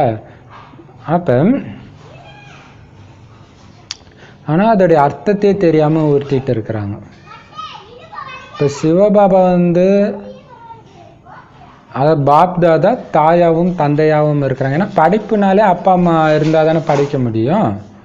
வெறும் அப்பாவோ வெறும் அம்மாவோ இருந்து படைக்க முடியுமா? எவ்வளவு பெரிய விஷயம் இல்லையா? அதனாலதான் இந்த பிரம்மா பாபா மூலமா உங்களை தகுதி அடைய வைக்கிறார். தகுதி அடைஞ்சவங்களுடைய மாலை உருட்டப்படுது. எல்லாருடைய மாலையும் கிடையாது, உயர்ந்த பதவி அடைகிறவங்களுடைய மாலை தான் உருட்டப்படுது. ஆனா யாருக்கும் பரமாத்மா எப்படி இருப்பாரு, ஆத்மா எப்படி இருப்பாருன்னே தெரியாது. ஏன்னா எந்த வேதத்துல துல்லியமா இல்லை. ஆனா உங்களுக்கு தெரியும். எந்த வேதத்துல இல்லாத புது விஷயங்கள் இது எல்லாமே. அதான் பாபா சொல்றாரு, கடவுளுக்கு எல்லாம் தெரியும், ஞானக்கடல்னா ஒத்துக்குவாங்க. அவர் துமத்தோண்டு ஒரு புள்ளியா இருக்கிறாருன்னா ஒத்துக்க மாட்டாங்க. ஒரு மனவளக்கலை அதில் இருக்கக்கூடிய ஒரு டீச்சர்கிட்ட தான் சொல்லும் பொழுது அவர் சொல்றாரு, நீங்க கடவுளை ஒரு சின்ன வட்டத்துக்குள்ள போட்டீங்க. சின்ன வட்டத்துக்குள்ள போட்டுமா, அவர் எங்கும் நிறைந்தவர். நாங்க சொல்றீங்கன்னா துமத்தோண்டு போட்டு அடிச்சிடுறீங்க. அவர் அப்படிதாங்க இருக்கிறாரு. அதனால தாங்க அவர் கண்ணுக்கு தெரியல இல்லையா? அது அவங்களுக்கு அது புரிய மாட்டேங்குது. சின்னதா இருக்கனால தான் கண்ணுக்கு தெரியலன்றது தெரியல. ஆனா மனிதர்கள் சொல்றதை உடனே ஏத்துக்கிறாங்க. அவர் எங்கும் நிறைந்தவர் ஏத்துக்கிறாங்க. ஏத்துக்கிறதுனால உங்க நிலைமை என்ன ஆச்சு? ஏத்துக்கிட்டதுனால தான் உங்க நிலைமை எப்படி ஆச்சு? துர்கதி ஆயிடுச்சு. இறைவன் கொடுக்கிற ஞானம் தான் உங்களுக்கு சத்கதி கொடுக்கும். மனிதர்கள் கொடுத்த பிறகு இந்த உலகம் எப்படி ஆச்சு? கீழாதான் போயிட்டு இருக்கு. ஆனால் இறைவன் ஞானம் கொடுக்க கொடுக்க நம்மளுடைய வாழ்க்கையை ஏறுறது தெரியுது, குணங்கள் மாறுறது தெரியுது. எப்படிப்பட்ட சூழ்நிலையிலும் சதா ஆனந்தமா இருக்க முடியுது. டக்கு டக்குன்னு அப்படி ஸ்லைட்டா அப்படி மைண்டு சஞ்சலம் மாற மாதிரி டக்குன்னு அப்படி நிமிர்ந்து நின்றுடுறோம், தெரியுது. ஏன்னா இறைவனுடைய ஞானத்தின் மூலமாக தான் சத்கதி கிடைக்குது. மற்றபடி வேறு எந்த சர்ச்சு மசூதி கோயில் எங்கே போகிறவங்களுக்கும் அது கிடைக்குமா? ஒரு துக்கம்னு வந்தால் போய் அலறுவாங்க பேர், உனக்கு கண்ணே இல்லையா? ஒரு செகண்டில் வாய்ஸ் ஏறும், உனக்காக தானே இதை பண்ணேன், உனக்கு கண் இல்லையா, அப்படி இப்படின்னு அலறுவாங்க. அப்போ என்னாச்சு, நீங்கள் இவ்வளோ நாள் பண்ண பக்தி உங்களுக்கு சக்தியை கொடுக்கல, சக்தியை எடுத்துட்டு தான் இருக்குது. ஆனால் இங்கே நாம் என்ன பண்ணுவோம், பாபா என்னை செதுக்கிட்டு இருக்கிறாருன்னுவீங்க இல்லையா? உங்களுக்கு துக்கம் வந்தால் என்ன பண்ணுவீங்க, பாபா என்னை செதுக்கிட்டு இருக்கிறாரு அப்படின்னுவீங்க. ஸோ சத்கதி கிடைக்குது. எந்த அளவுக்கு இப்போ பொறுத்துக்கிறீங்களோ, எந்த அளவுக்கு இந்த உலகம் கொடுக்குற துக்கத்தை ஏற்றுக்கிட்டு அவங்களுக்கு சுகத்தை கொடுக்குறீங்களோ, அந்த குழந்தைய நம்பி தான் பாபா ஒட்டுமொத்த உலகத்தையும் கொடுப்பார். நரகத்திலே என் குழந்தை என்னுடைய எந்த படைப்புக்கும் துக்கத்தை கொடுக்கல, இந்த குழந்தைய நம்பி தான் நான் உலக பதவியை கொடுக்க முடியும் அப்படின்னு சொல்லுவார் இல்லையா? அப்போ பாபா சொல்கிறாரு, அப்போ இந்த மாதிரி குழந்தைங்களுக்கு தான் பதவியை பாபா கொடுக்குறார். அப்போ பாபா சொல்கிறாரு, சத்கதியை பாபா தான் கொடுக்குறார், ராஜாக்களுக்கெல்லாம் ராஜாவாக மாத்துறார். அதிசயப்படுறீங்க, ஆத்மா எவ்வளோ சின்ன புள்ளியாக இருக்குது, ஆனால் சூக்ஷ்மமாக இருக்குது இல்லையா? அவ்வளோ சின்ன புள்ளி. அப்போ பாபா கூட அப்படி தானே இருப்பார். ஆத்மா எப்படியோ அப்படியே பரமாத்மா. அது பார்த்தீங்கன்னா எல்லா வேதத்துலையுமே இருக்குது. சர்ச் பைபிளில் பார்த்தீங்கன்னா என் சாயலில் என் குமாரனை படைத்தேன்னு வருது. அவர் படைக்கல, ஆல்ரெடி அது இருக்கிறது தான் ஆத்மா. அப்போ ரெண்டு பேரும் ஒரே உருவம்னு அர்த்தம். ஒளிப்புள்ளு, நீங்களும் ஒளிப்புள்ளு. இப்போ பாபா சொல்கிறாரு, இதன் மூலமாக இறைவன் கொடுக்குற ஞானத்தின் மூலமாக தான் ராஜாக்களுக்கெல்லாம் ராஜாவாக உங்களை மாத்துறார். ராஜாக்களுக்கெல்லாம் ராஜான்னு என்ன அர்த்தம், கலியுக ராஜாக்கள் கோயில் கட்டி கும்பிடுற தெய்வீக ராஜாவாக உங்களை மாத்துறார் இல்லையா? அது ராஜாவுக்கு தான் கோயில் கட்டுறாங்க. ஒரு ராஜா இன்னொரு ராஜா கோயில் கட்டுவாங்களா? இப்போ தூய்மையான ராஜாக்கள் அந்த மாதிரி ராஜாவாக உங்களை மாத்துறார். நீங்கள் அதிசயப்படுறீங்க, எவ்வளோ கண்ணுக்கு தெரியாது. அப்போ நீங்கள் இதை காலையில் ஏஞ்சோடனே இதை நினச்சி பாருங்க. உங்களுக்கு துக்கம் கொடுத்தா கூட, ஒருத்தர் துக்கம் கொடுக்குறாங்கன்னா கூட, அவங்க நினைவு வந்தால் கூட டக்குன்னு ஆத்மா பாருங்க, ஒரு சின்ன ஆத்மா என்ன நடிப்பு நடிக்குது பாரு, அப்படி ஆச்சரியப்படுங்க. தும்மத்தோண்ட ஆத்மா அந்த உடம்பு வச்சுட்டு என்ன ஆட்டம் போடுதுன்னு யோசிங்க. அப்போ உங்களுக்கு குஷியாக தான் இருக்கும் இல்லையா? அதை விட்டு போயிடும், மறுபடியும் ஒரு குழந்தையாக தான் போயிருக்கும் இல்லையா? இப்போ பாப்பா சொல்கிறாரு, அதிசயப்படுறீங்க, சின்ன புள்ளி. பாபாவும் அப்படி தானே இருப்பார், ஆனால் எவ்வளோ பெரிய அத்தாரிட்டி இருக்குது. ஒட்டுமொத்த உலகத்தையே திருப்பி போடுற பாகம் அவருடைய பாகம். சின்ன புள்ளி தான் ஆனால் இல்லையா? பதிதமான உலகத்தில், பதிதமான உடம்புல, அழுக்கான உடம்புல, அழுக்கான உலகத்தில் எப்படி படிக்க வைக்கிறார் பாருங்க. ஆனால் இந்த விஷயங்களை பற்றி மனிதர்களுக்கு என்ன தெரியும்? அவங்க தலைகீழாக மாட்டிகிட்டு இருக்கிறாங்க, அவங்க தான் தலைகீழாக தொங்குறாங்க இல்லையா? அப்போ என்னுடைய வழிபடி நடந்தீங்கன்னா, அதாவது ஒரு பாட்டு கூட வரும், தலைகீழாக பிறக்கிறான் தலைகீழாகவே நடக்கிறான்ட்டு இல்லையா? அப்படி அவங்க மாட்டிகிட்டு இருக்கிறாங்க. அதனால் அவங்களுக்கு கடவுள் படிக்க வைக்கிறாரு, இதனால் தூய்மையாகிறீங்கன்னு அவங்களுக்கு எப்படி தெரியும்? பாவம். அதனால தான் நடத்தையின் மூலமாக வெளிப்படுத்துங்க. உங்களை பார்த்துருப்பாங்கல்ல பாபா குழந்தை ஆகிறதுக்கு முன்னாடி, ஆனதுக்கப்புறம் பார்க்குறாங்கள, அப்போ இப்படி மாற்றுறாங்க அப்படின்னா யாருன்னு தெரியும். அதனால் என்னுடைய வழிபடி நீங்கள் நடந்தீங்கன்னா சொர்க்கத்துக்கு அதிபதியாக உங்களை மாற்றுவேன். உனக்கு அந்த பதவி வேணுமா? என் வழிபடி நட, அதுதான் மெயின். இங்கே விட மாட்டுறாங்களே பாபா உன் வழிபடி நடக்க, அது நீ சேர்த்து வச்ச பாவம். தாங்கிக்கோ, யோக பலத்தின் மூலமாக பொறுத்துக்கோ. மாறிடுவாங்க. எப்போ மாறுவாங்க? அவங்க டைமுக்கு தான் மாறுவாங்க. நீ எந்த அளவுக்கு டார்ச்சர் பண்ணியோ அதுக்கேற்ற மாதிரி. நீ ஜென்ம ஜென்மமாக டார்ச்சர் பண்ணிட்டு அவங்க ஒரு வினாடியில் மாறினா விட்டுருவாங்களா? அதனால் ஏன்னா நாடகத்தில் தர்மராஜில் ஒரு குழந்தைக்கு மட்டும் ஒரு கண்ணில் நெய் ஒரு கண்ணில் எதுன்னு சொல்லுவாங்களா? அப்படிலாம் பண்ண மாட்டார். உனக்கு நீ அந்த சக்தியை எடுத்துக்கோ, அவ்வளோதான். உன்னை எதுவும் அது பாதிக்காது. ஏன் வழிபடி நீ நட, சொர்க்கத்துக்கு அதிபதி ஆயிடலாம். இதில் பயப்படக்கூடிய விஷயம் எதுவுமே கிடையாது. ஆத்மாக்களாகி நாம் அசரீரியாக இருக்கிறோம். இப்போ அசரீரியாக தான் திரும்பி போகணும். புரிஞ்சுக்கோங்க, எனக்கு உடம்பே கிடையாது, செத்துட்டீங்க, உங்கள் உடம்புலேருந்து வந்துட்டீங்க, சும்மா இப்போ அந்த உடம்புக்குள்ளே போய் பார்க்குறீங்க அப்படின்னா என்ன அர்த்தம்? பணத்துக்குள்ளே இருக்கிறீங்க. அப்போ அந்த பணத்தை பார்த்து திட்டுனா உங்களுக்கு ஏன் உங்களுக்கு சிரிப்பாக தானே இருக்கு, என்னடா செத்து போன பணத்தை பார்த்து பேசின்னு இருக்கிறான்ட்டு. ஆனால் நம்ம அப்படி நினைக்கணும் இல்லை, அப்படி பயிற்சி பண்ணணும். அது போனோன்னா மேலே இருக்கிறேன், பணத்தை நான் விட்டுட்டு மேலே வந்துட்டு அவன் பணத்தை கட்டிட்டு அழுகுறான் பாரு. இது எப்படி இருக்குன்னா, ஏதோ ஒரு நாட்டில் வந்து அவனுடைய மனைவியோடைய பணத்தையே வச்சுருந்தானா ஒரு மாதம் ஒரு மத தலைவர், ஃபாதர்ன்னு நினைக்கிறேன். அப்போ பாருங்க, அப்போ அது எவ்வளோ பெரிய பைத்தியக்காரத்தனம். அந்த மாதிரி இருந்தால் நமக்கு சிரிப்பு தானே வரும். அது போயிடுச்சுன்னு கூட தெரியல பேர், பாவம் பரிதாபம் தான் வரணும். அந்த மாதிரி நினைங்க, பயப்படக்கூடிய விஷயம் எதுவுமே கிடையாது. நீங்கள் அசரீரி இப்போ அப்படியே போகணும், உடம்பை விட்டுட்டீங்க, இப்போ சும்மா இருக்கிறீங்க, காரியத்தை வேற ஒரு உடம்பு மூலமாக உங்களுக்கு கொடுக்கப்பட்ட உடம்பு மூலமாக செஞ்சிட்டு இருக்கீங்க, அது உங்களுக்கு கிடையாது இல்லையா? நான் அழிவற்ற ஆத்மா. இப்போ மதுபனில் வந்து கடை இருக்கும், லிட்ரேச்சரு, அங்கே பார்த்தீங்கன்னா புக்கு நிறைய பொருள் விற்பாங்க, செம்ம வியாபாரம் ஓடும். அங்கே சேவைக்கு போகிறவங்க போய் அது பண்ணுவாங்க. அதுவும் ஒரு 2 மணி நேரம் தான் திறந்துருக்கும். என்ன வியாபாரம் ஆனாலும் 2 மணி நேரத்தில் மூட்டு போயிடுவாங்க. அதில் யாரோ ஒருத்தருக்கு நல்லா வியாபாரம் வருது, நான் இந்த இடத்த விட்டே வரமாட்டேன்னு இருந்தா எவ்வளோ பைத்தியக்காரங்கன்னு சொல்லுவோம். வேணால் வந்தது வேற எதுக்கோ. அந்த மாதிரி தான் நாம் வாழ்க்கை வாழணும். எதுக்கோ வந்திருக்கிறோம், நாம் சக்தி கொடுக்கறதுக்கு ஒரு உடல் தேவைப்படுது, அதுக்காக இங்கே விட்டு வச்சிருக்காரு. ஆல்ரெடி நாம் பறந்தாமல் போயிட்டோன்னு அர்த்தம். சங்கம ஆரம்பித்தாலே நீங்கள் அங்கே போயிட்டீங்க. சும்மா இங்கே வந்து ஒரு வேலைக்காக அங்கே மதுபனுக்கு போகிற மாதிரி இங்கே வந்து மற்ற குழந்தைய அழைச்சிட்டு போகிறதுக்காக செய்தி கொடுக்கறதுக்காக வந்திருக்கிறீங்க, அவ்வளோதான். திரும்பி போகணும். நான் அழிவற்ற ஆத்மா, இந்த பழைய உடல் போகட்டும், விட்டுருங்க. ஆனால் ஞானாமிர்தத்தை இந்த உடம்பு மூலமாக தான் உங்களுக்கு கொடுக்குறாரு, அதனால் நான் இதில் இருக்கிறேன், அதுக்காக மட்டும்தான் இதில் இருக்கிறேன், வேற எதுவுமே கிடையாது இல்லையா?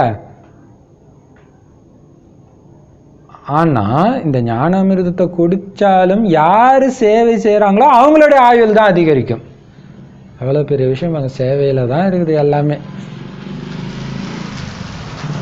பட கண்காட்சிகளில் நிறைய சேவை செய்யணும், நிறைய முன்னேற்றம் ஏற்படும் இல்லையா? புரிய வைக்க உங்களுக்கே நிறைய ஞானங்கள் வந்துக்கிட்டே இருக்கும். கிருஷ்ணருடைய மகிமை, பரமாத்மாவுடைய மகிமை, ரெண்டுத்துக்கும் நிறைய வித்தியாசம் இருக்குது. புரிய வைங்க. ஸ்ரீகிருஷ்ணர் கடவுள் கிடையாதுன்றதை நீங்கள் காசு கொடுத்து உருவாக்குற கண்காட்சியில் கூட புரிய வைக்கலன்னா எங்கே போய் புரிய வைக்க போகிறீங்க இல்லையா? புரிய வைங்க. 2 பேருக்குள்ள வித்தியாசம் என்னன்னு புரிய வைங்க. நீங்கள் சொர்க்கத்தில் தூய்மையாக இருந்தீங்கன்னு பாபா சொல்கிறாரு. இப்போ எப்படி அழுக்கானீங்கன்னு புரிஞ்சுக்குங்க. நீங்கள் தான் இந்த ஸ்ரீகிருஷ்ணராக இருந்தீங்க. இப்போ சொல்லுங்கள், நீங்கள் கடவுளா? நீங்கள் கடவுளாக இருந்தால் எதுக்கு கோயிலுக்கு போகிறீங்க? ஏன் உங்களுக்கு துக்கம் வருது? அப்போ சொல்லுங்கள், 2 பேருக்கும் வித்தியாசம். கடவுள் எப்பயுமே துக்கத்தை அனுபவிக்கிறது கிடையாது. ஆனால் சொர்க்கத்தில் நீங்களும் துக்கத்தை அனுபவிக்கலை. இதோ வரப்போகுது சொர்க்கம். இப்போ நீங்கள் எப்படி அழுக்கானீங்கன்னு புரிஞ்சுக்கிட்டீங்க தானே? புரிஞ்சுக்கணும் தானே? புரிஞ்சுக்கிட்டா தானே மீண்டும் தூய்மையாகி சொர்க்கத்துக்கு போக முடியும். அதனால் பாபா வந்து என்ன பண்ணுறார்? கல் மாதிரி இருக்கிற புத்தியை தங்கம் மாதிரி மாத்துறார்.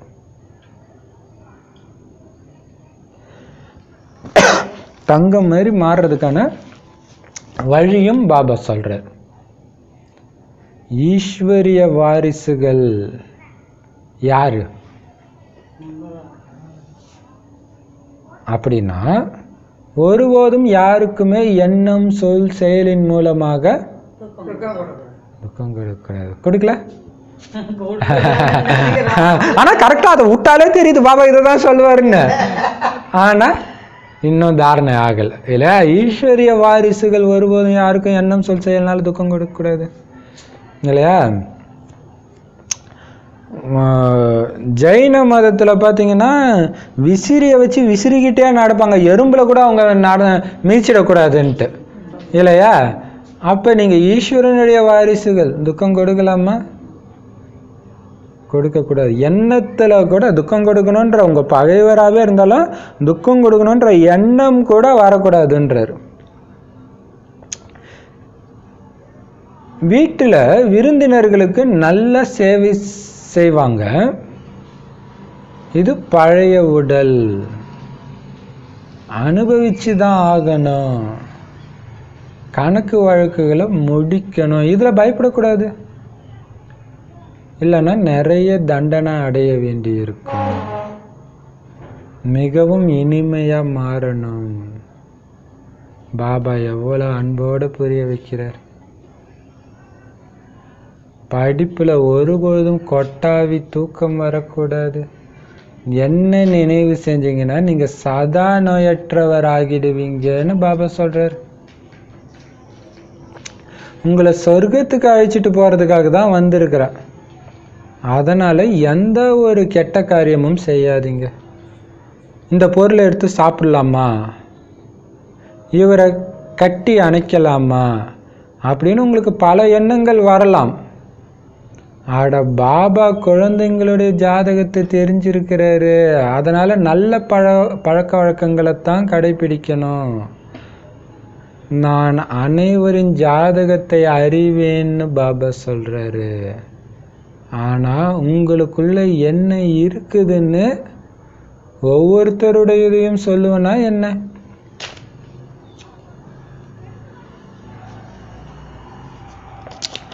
ஏன்னா என்னுடைய வேலை உங்களுக்கு கற்பிக்கிறது தான். நான் ஆசிரியராக இருக்கிறேன். பாபாவுக்கு தெரியும் எங்க மருந்து அவரே அனுப்பிடுவாருன்றதெல்லாம் கிடையாது. நோய் இருந்தா மருத்துவர்கிட்ட செல்லுங்கன்னு தான் பாபா சொல்லுவாரு. அனைத்தையும் விட நல்ல மருந்து யோகா. மற்றபடி மருந்து கொடுக்கறதுக்கு நான் ஒன்றும் டாக்டர் கிடையாது. நாடகத்தில் நிச்சயிக்கப்பட்டிருந்தால் எப்பொழுதாவது கொடுப்பேன். மற்றபடி உங்களுடைய ஆத்மாவுக்கு இன்ஜெக்ஷன் போடுறதுக்கு தான் நான் வந்திருக்கிறேன், உடம்புக்கு கிடையாது. நாடகத்தில் இருந்தால் எப்பொழுதாவது மருந்து கொடுக்கிறேன். மற்றபடி சக்திசாலி, எங்களுடைய நோயை ஏன் விடுவிக்க முடியாது என்பதெல்லாம் கிடையாது. பகவான் என்ன விரும்பினாலும் செய்யலாம், அப்படியெல்லாம் கிடையாது. தந்தை தூய்மையற்றவர்களை தூய்மையாக மாற்றுறதுக்காகத்தான் வந்திருக்கிறாரு. நல்லது, எவ்வளோ சூப்பர் இல்லையா?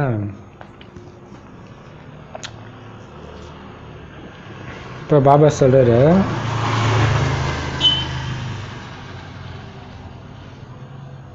விருந்தினர்களுக்கு வீட்டில் நல்லா சேவை செய்வாங்க. வீட்டில் வந்த விருந்தாளிக்கு இல்லையா? பாபா சொல்கிறார் இது பழைய உடல். இது இன்னொரு வாணியில் பாபா சொல்லிருக்க, உங்களை விருந்தாளி ஆத்மான்னு புரிஞ்சுக்கோங்க. அப்போ பற்று இருக்காது. எல்லாத்தையும் அனுபவிப்பீங்க, ஆனால் பற்று இருக்காது. அப்போ பற்று இல்லைனாலே பிரச்சனை இருக்காது. பிரச்சனை இல்லைனாலே உங்களை எல்லாரும் பார்த்துக்குவாங்க இல்லையா? பற்று இருந்து பிரச்சனை வரும்போது நான் இவங்களை கண்ட்ரோல் பண்ண அவங்கள கண்ட்ரோல் பண்ண பற்று இருக்கிறதுனால அப்போ தான் பிரச்சனையாக உருவாகுது. அதனால் துக்கம் கொடுக்கணுன்ற எண்ணமே வரக்கூடாது. நீங்கள் ஒரு விருந்தாளியாக அங்கே இருக்குங்க, விருந்தாளி வீட்டில் போய் சண்டை போட்டாலும் என்ன பண்ணாலும் இவங்க அமைதியாக தானே இருப்பாங்க. அந்த மாதிரி இருங்க, விருந்தாளியாக வந்திருக்கிறீங்க இந்த உலகத்துக்கு இல்லையா? மற்றபடி இது பழைய உடம்பு.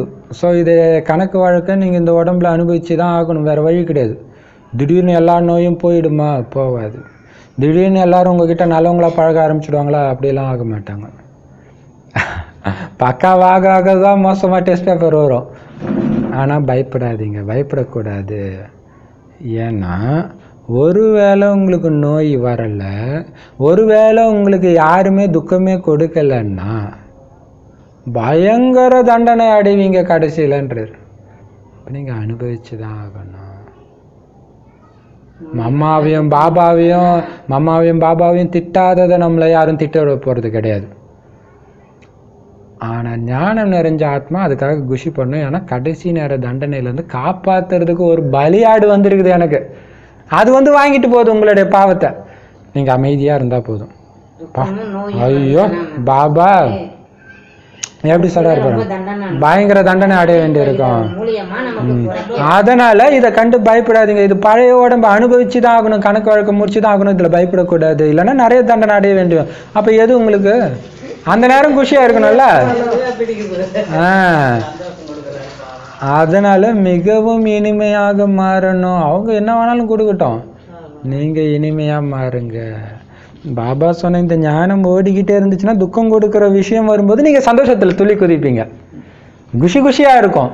பாபா நீ சொன்ன எனக்கு தண்டனை குறையுது இல்லை பாபா அப்படி நினைங்க. ஐயோ கடைசியில் வந்த தண்டனையிலேருந்து தப்பிச்சிட்டேன். நீங்கள் ஏதோ ஒரு தப்பு பண்ணியிருப்பீங்கல்ல, அதை நினச்சிக்கோங்க. ஒருத்தவங்க துக்கம் கொடுக்குறாங்கன்னா அப்பாடா அந்த தப்புலேருந்து நான் தப்பிச்சிட்டேன் பாபா, தண்டனை இப்போயே கொடுத்துட்டேன் பாபா அப்படி நினச்சிக்கோங்க இல்லையா. அப்போ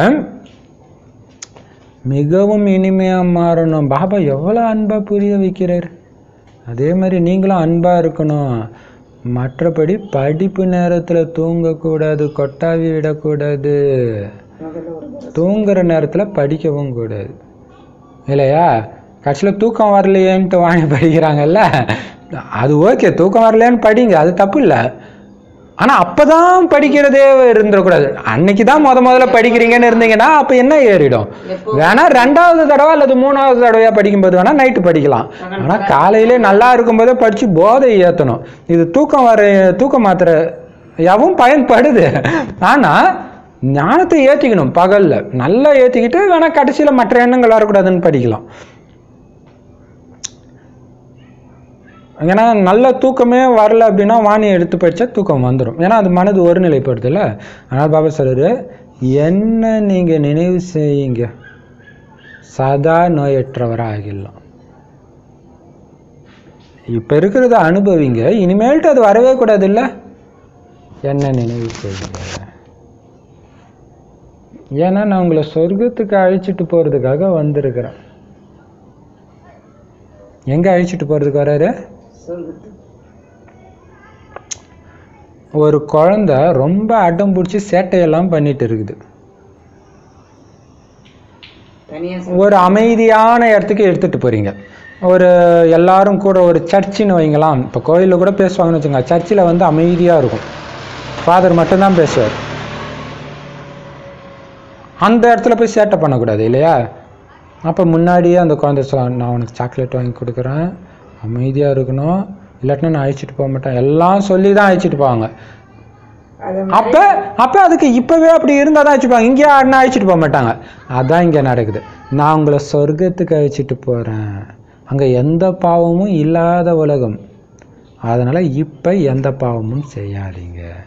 இது வரைக்கும் எல்லா பாவமும் நீங்கள் தான் பண்ணீங்க, இப்போ நல்ல பிள்ளையாக மாறிடுங்க. ஏன்னா சொர்க்கத்துக்கு போகுது. நாடகப்படி நமக்கு தான் சொர்க்கத்துக்கு போகிற பாக்கியமும் கிடைக்குது. அதனால் எந்த பாவமும் செய்யக்கூடாது, செய்யாதீங்க. ஏன்னா அங்கே போகணும், போகிற இடம் அந்த மாதிரி இடம் இல்லையா. அங்கே அழகழகானவங்க இருப்பாங்க, வைர வைடூரியம் இருக்கும். அங்கே போய் உங்களுக்கு ஆசை வரக்கூடாது, அங்கே போய் உங்களுக்கு பற்று வரக்கூடாது. பற்று வந்துருச்சுன்னா அதுதான் உங்களுக்கு மிகப்பெரிய நரகமாக இருக்கும் இல்லையா. இங்கே எதுவுமே கிடையாது. இந்த சொத்தை விடுறதுக்கே உயிர் போக மாட்டேங்குதுன்னா அங்கே வைர வைடூரியம் இந்த குணத்தோடு அங்கே போனீங்கன்னா உங்களுக்கு மிகப்பெரிய நரகமே அதுதான். அப்புறம் அங்கேயே சுற்றிட்டு இருக்க வேண்டியதுதான். அதனால் எல்லா விகாரத்தையும் விட்டுருங்க, எந்த பாவகர்மமும் செய்யக்கூடாது. சொர்க்கத்துக்கு போகணும், குஷி குஷியாக இருக்கணும். இந்த நரகத்திலே அதை உங்களால் அனுபவம் பண்ண முடியும் பாபா சொல்கிற வழிபடி நடந்தீங்கன்னா. இந்த பொருளை சாப்பிடலாமா, பாபா எதை சாப்பிடக்கூடாதுன்றாரோ அதை சாப்பிடலாமா, பாபா எதை பார்க்கக்கூடாதுன்றாரோ அதை பார்க்கலாமா, பாபா எதை பண்ணக்கூடாதோ கட்டி பிடிக்கலாமா, இந்த மாதிரிலாம் எண்ணங்கள் வரலாம். ஏன்னா பாபாவுக்கு தெரியும் ஜாதகம், எல்லாருடைய ஜாதகமும் தெரியும். ஏன்னா இருக்கிறதுலே மோசமான கிரிமினலுங்க பாபா குழந்தைங்க தான்ன்ற இல்லையா. நாம தான் பாவ சுமை உங்கள் தலையில் தான் இருக்குது, மற்றவங்க தள்ள இல்லைன்றாரு. ஸோ உங்களுக்கு வருன்றது தெரியும், ஆனால் வர விடாதீங்க. வந்தாலும் டக் டக் டக் டக்னு பாபா நினைவு போட்டு வெளியே வந்துடுங்க.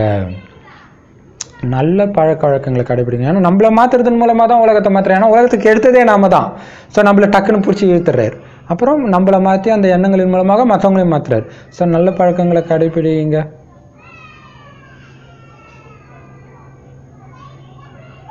அப்படின்னு ஜென்ரலாக. ஆனால் பாபா சொல்கிறாரு, உங்கள் எல்லாருடைய ஜாதகமும் எனக்கு தெரியும். பாபா அதை தானே பார்க்குறாரு. நான் மாலை அணிவித்தவர்களை பார்க்குறேன், ஃபரிஸ்தாவை பார்க்குறேன், ஏன்னா எதிர்காலத்தை பார்க்குறாரு. அந்த எதிர்கால சுரூபத்தில் இப்போ நீங்கள் இருந்ததுக்கு விட்டால் உங்களுக்கு என்ன பதவி கிடைக்கும்ன்றதை அவர் பார்க்குறாரு. அவரால் பார்க்க முடியும், எல்லாருடைய ஜாதகமும் அவருக்கு தெரியுது. ஆனால் ஒவ்வொருத்தருடைய ஜாதகத்தையும் சொல்கிறதுக்கு நான் என்ன ஜாதகக்காரனா இல்லை, ஒவ்வொருத்தருடைய இது சொல்ல மாட்டேன். சைகை காட்டும்போதே நீங்களே புரிஞ்சுக்கணும். பாபா கொஞ்சம் அடிக்கிறாருன்னு டக்குன்னு உள்ளே போய் பார்க்கணும். ஆமாம் பாபா இந்த குறை இருக்குது, எனக்கு தானே பாபா சொல்கிறேன். அவர் சொல்லும்போதே உங்களுக்குள்ளே பேசிக்கணும், பாபா நீ எனக்கு தானே சொல்கிற, மாறணும். என்ன மாற்றிட்டு தான் வர்றாரு, மற்றவங்களுக்கு கிடையாது. பாபா சொல்கிறாரு, ஏன் வேலை என்ன?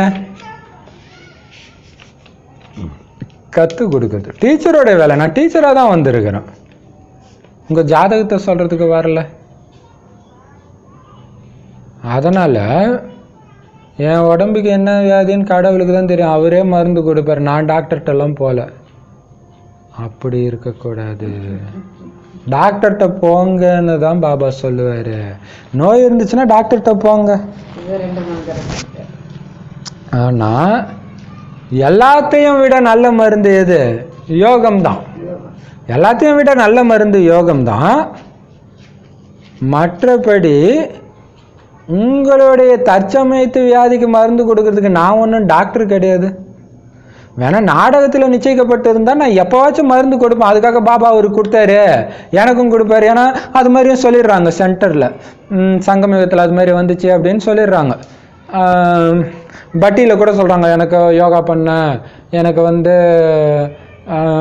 வாயு தொல்லை வந்துச்சு, அப்போ பாபா டச் பண்ணார், கீழே ஒரு கிணத்துல தண்ணி இருந்துச்சு போய் குடி. அப்போ என்ன ஆகிடுது, அதை ஷேர் பண்ணும்போது பாபா அந்த மாதிரி அற்புதம் பண்ணாருன்ற அளவுக்கு தான் புரிஞ்சுக்கணுமே தவிர, சரி பாபா எனக்கும் அப்படி பண்ணுவார்.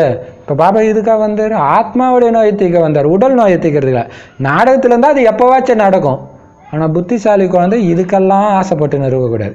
யாரோ ஒரு மாதாஜி பாபா கால் அமுக்கி விட்டார், எனக்கு ஏன் அமுக்கி விடலன்னு அவரு கூட சண்டை போட்டுன்னு இருக்கக்கூடாது. நாடகத்தில் இருந்தால் எப்போவோ ஏதோ அது மாதிரி நடக்கும் இல்லை. இப்போ பாபா சொல்கிறாரு, அவரு தான் சர்வசக்திவான் ஆச்சு, அவர் என்ன விரும்பினாலும் செய்ய முடியுமே, அவர் ஏன் நோயை விடுவிக்க முடியாது? அப்படியெல்லாம் கிடையாது. நான் ஒரே வேலைக்கு தான் வந்தேன், தூய்மையற்றவர்களை தூய்மையாக்குறது. அவர் வேலையில் அவர் கரெக்டாக இருக்கிறார்.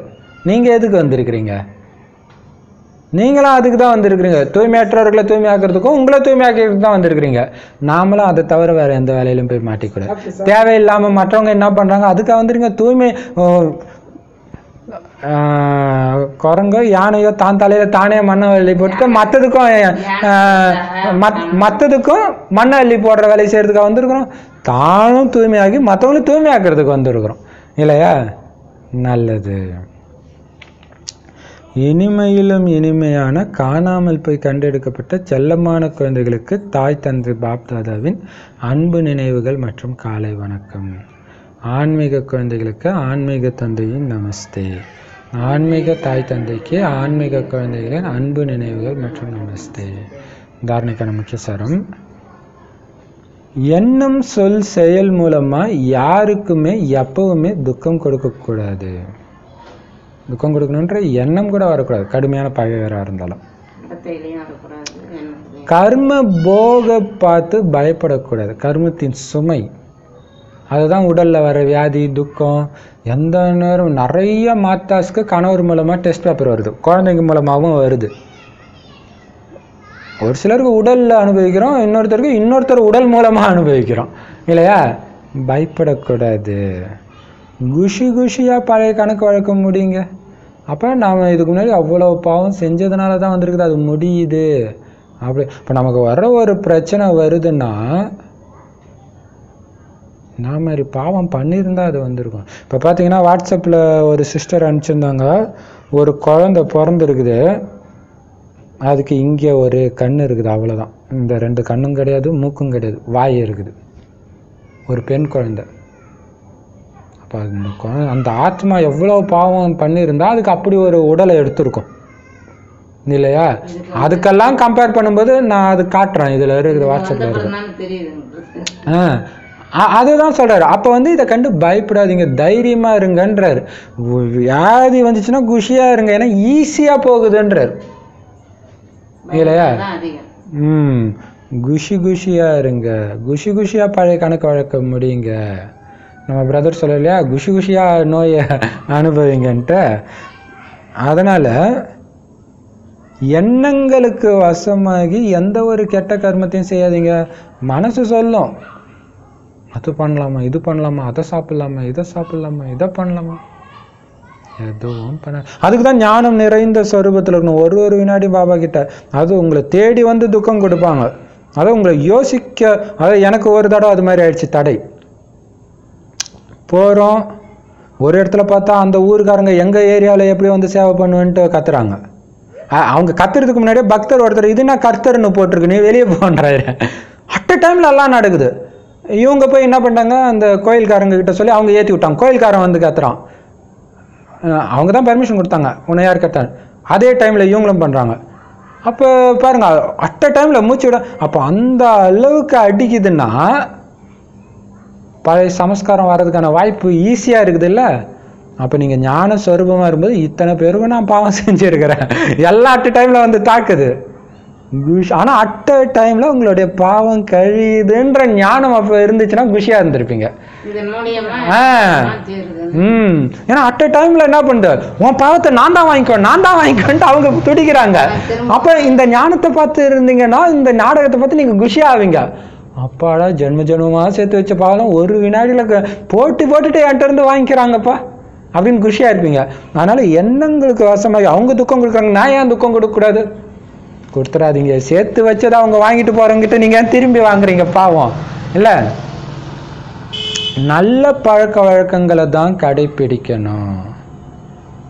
தேவதை ஆகிறதுக்காக ஒவ்வொரு விஷயத்தையும் பாபா சைகை காட்டும் போதே புரிஞ்சுக்கணும். எனக்கு தான் பாபா சொல்றாரு. தினம் தினம் வாணி கேட்கும்போது பாபா என்னுடைய ஏதோ ஒரு குணத்தை சுட்டி காட்டினது உங்களுக்கு தெரியணும், சைகையிலே புரிஞ்சுக்கணும். டைரக்டாக சொல்லணும்னு அவசியம் கிடையாது இல்லை. நீங்கள் லெட்டர் போட்டு பாபா வந்து நேரில் வந்து, அப்போ இது சாக்கார வாணி, நேரில் பாபா குழந்தைய கூப்பிட்டு குழந்தை நீ இது பண்ணுறது தப்புன்னு சொல்லணும்னு அவசியம் இல்லை, சைகையிலே புரிஞ்சுக்கணும். வாணியில் எல்லாருக்கும் டச் ஆகும் இல்லையா? வரதானம் யோகத்தை பயன்படுத்துவதன் மூலமாக ஒவ்வொரு பொக்கிஷத்தையும் அதிகரிக்கக்கூடிய வெற்றி அடைந்த தபஸ்வியாகுங்கள். விளக்கம்: பாபா மூலமாக கிடைச்சிருக்கிற அனைத்து பொக்கிஷங்களிலும் யோகத்தை பயன்படுத்துங்க. கஜானாக்களின் செலவு குறைவாகவும் பிராப்தி அதிகமாகவும் இருக்கட்டும். இதுதான் பிரயோகமாகும். நேரமும் எண்ணமும் உயர்ந்த பொக்கிஷங்களாகும். எனவே எண்ணங்களின் செலவு குறைவாக இருக்கட்டும்.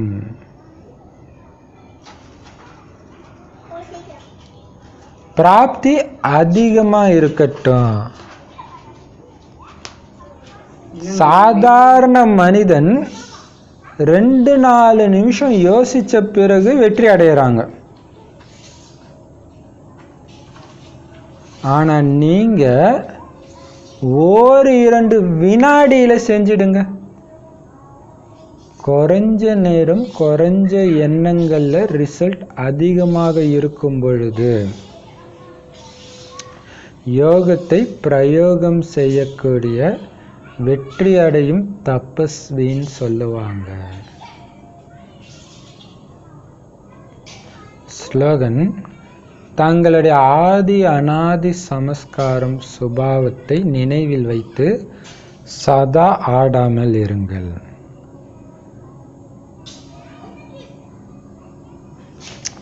சரி, வரதானம் பாருங்க, ரொம்ப பவர்ஃபுல்லான வரதானம்.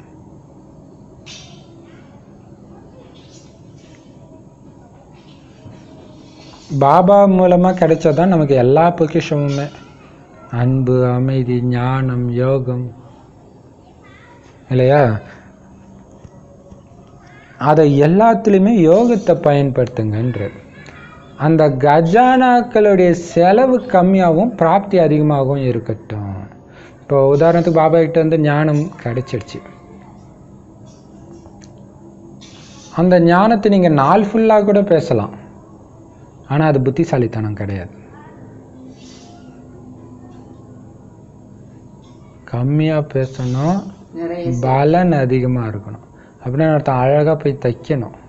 இப்போ நீங்கள் யோகத்தில் மூழ்கி இருக்கணும். அந்த குஷி நினைவு, அந்த குஷியின் அதிர்வலைகளை கொடுக்கணும். நீங்கள் இதை கேட்டால் குஷி ஆகிடுவீங்கன்னு சொல்லும்போது அந்த குஷியின் அதிர்வலைகளை அவங்கள தாக்கி எனக்கு இப்பயே என்னமோ மாதிரி இருக்குது.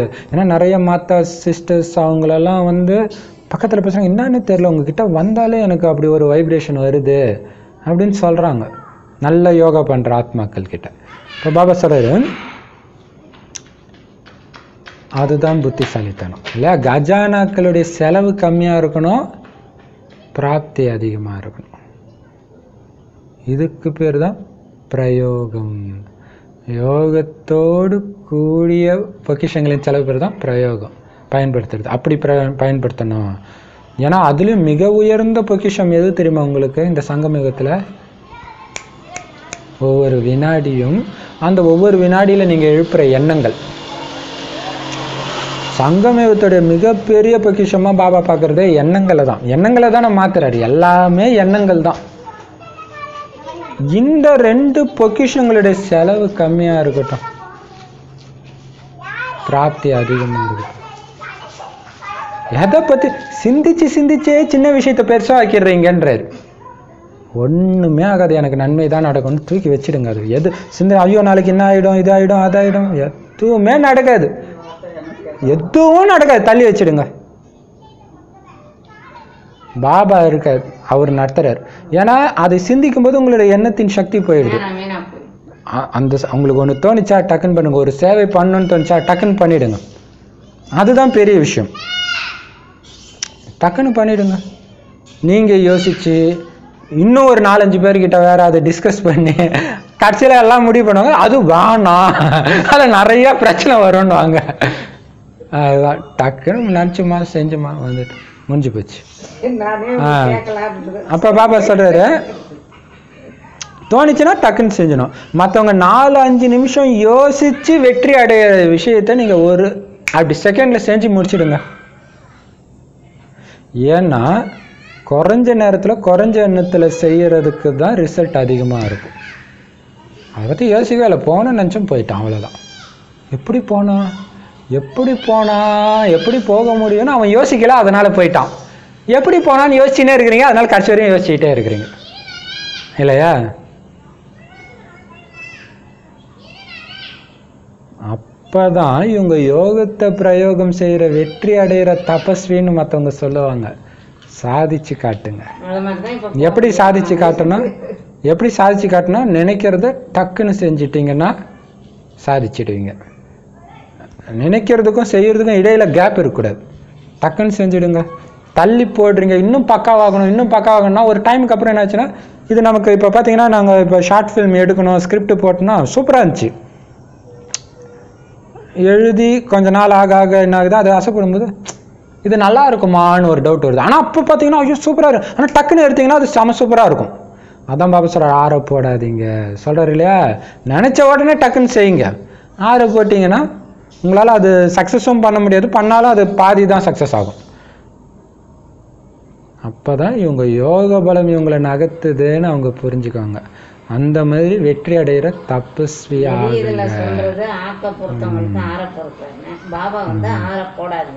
அப்போ பாபா சொல்றார் ஸ்லோகன், ஆற போடாதீங்க, ஆக்கினவொடனே சாப்பிட்ருங்க, சூடாக சாப்பிடுங்க, இல்லையா? கரெக்டு. உள்ள சூடாக எண்ணம் வந்துச்சுன்னா டக்குன்னு செயல்படுத்துங்க, இல்லையா? அது உல்டாவாகி விட்டுருச்சு, இல்லையா? சரி, ஸ்லோகன்.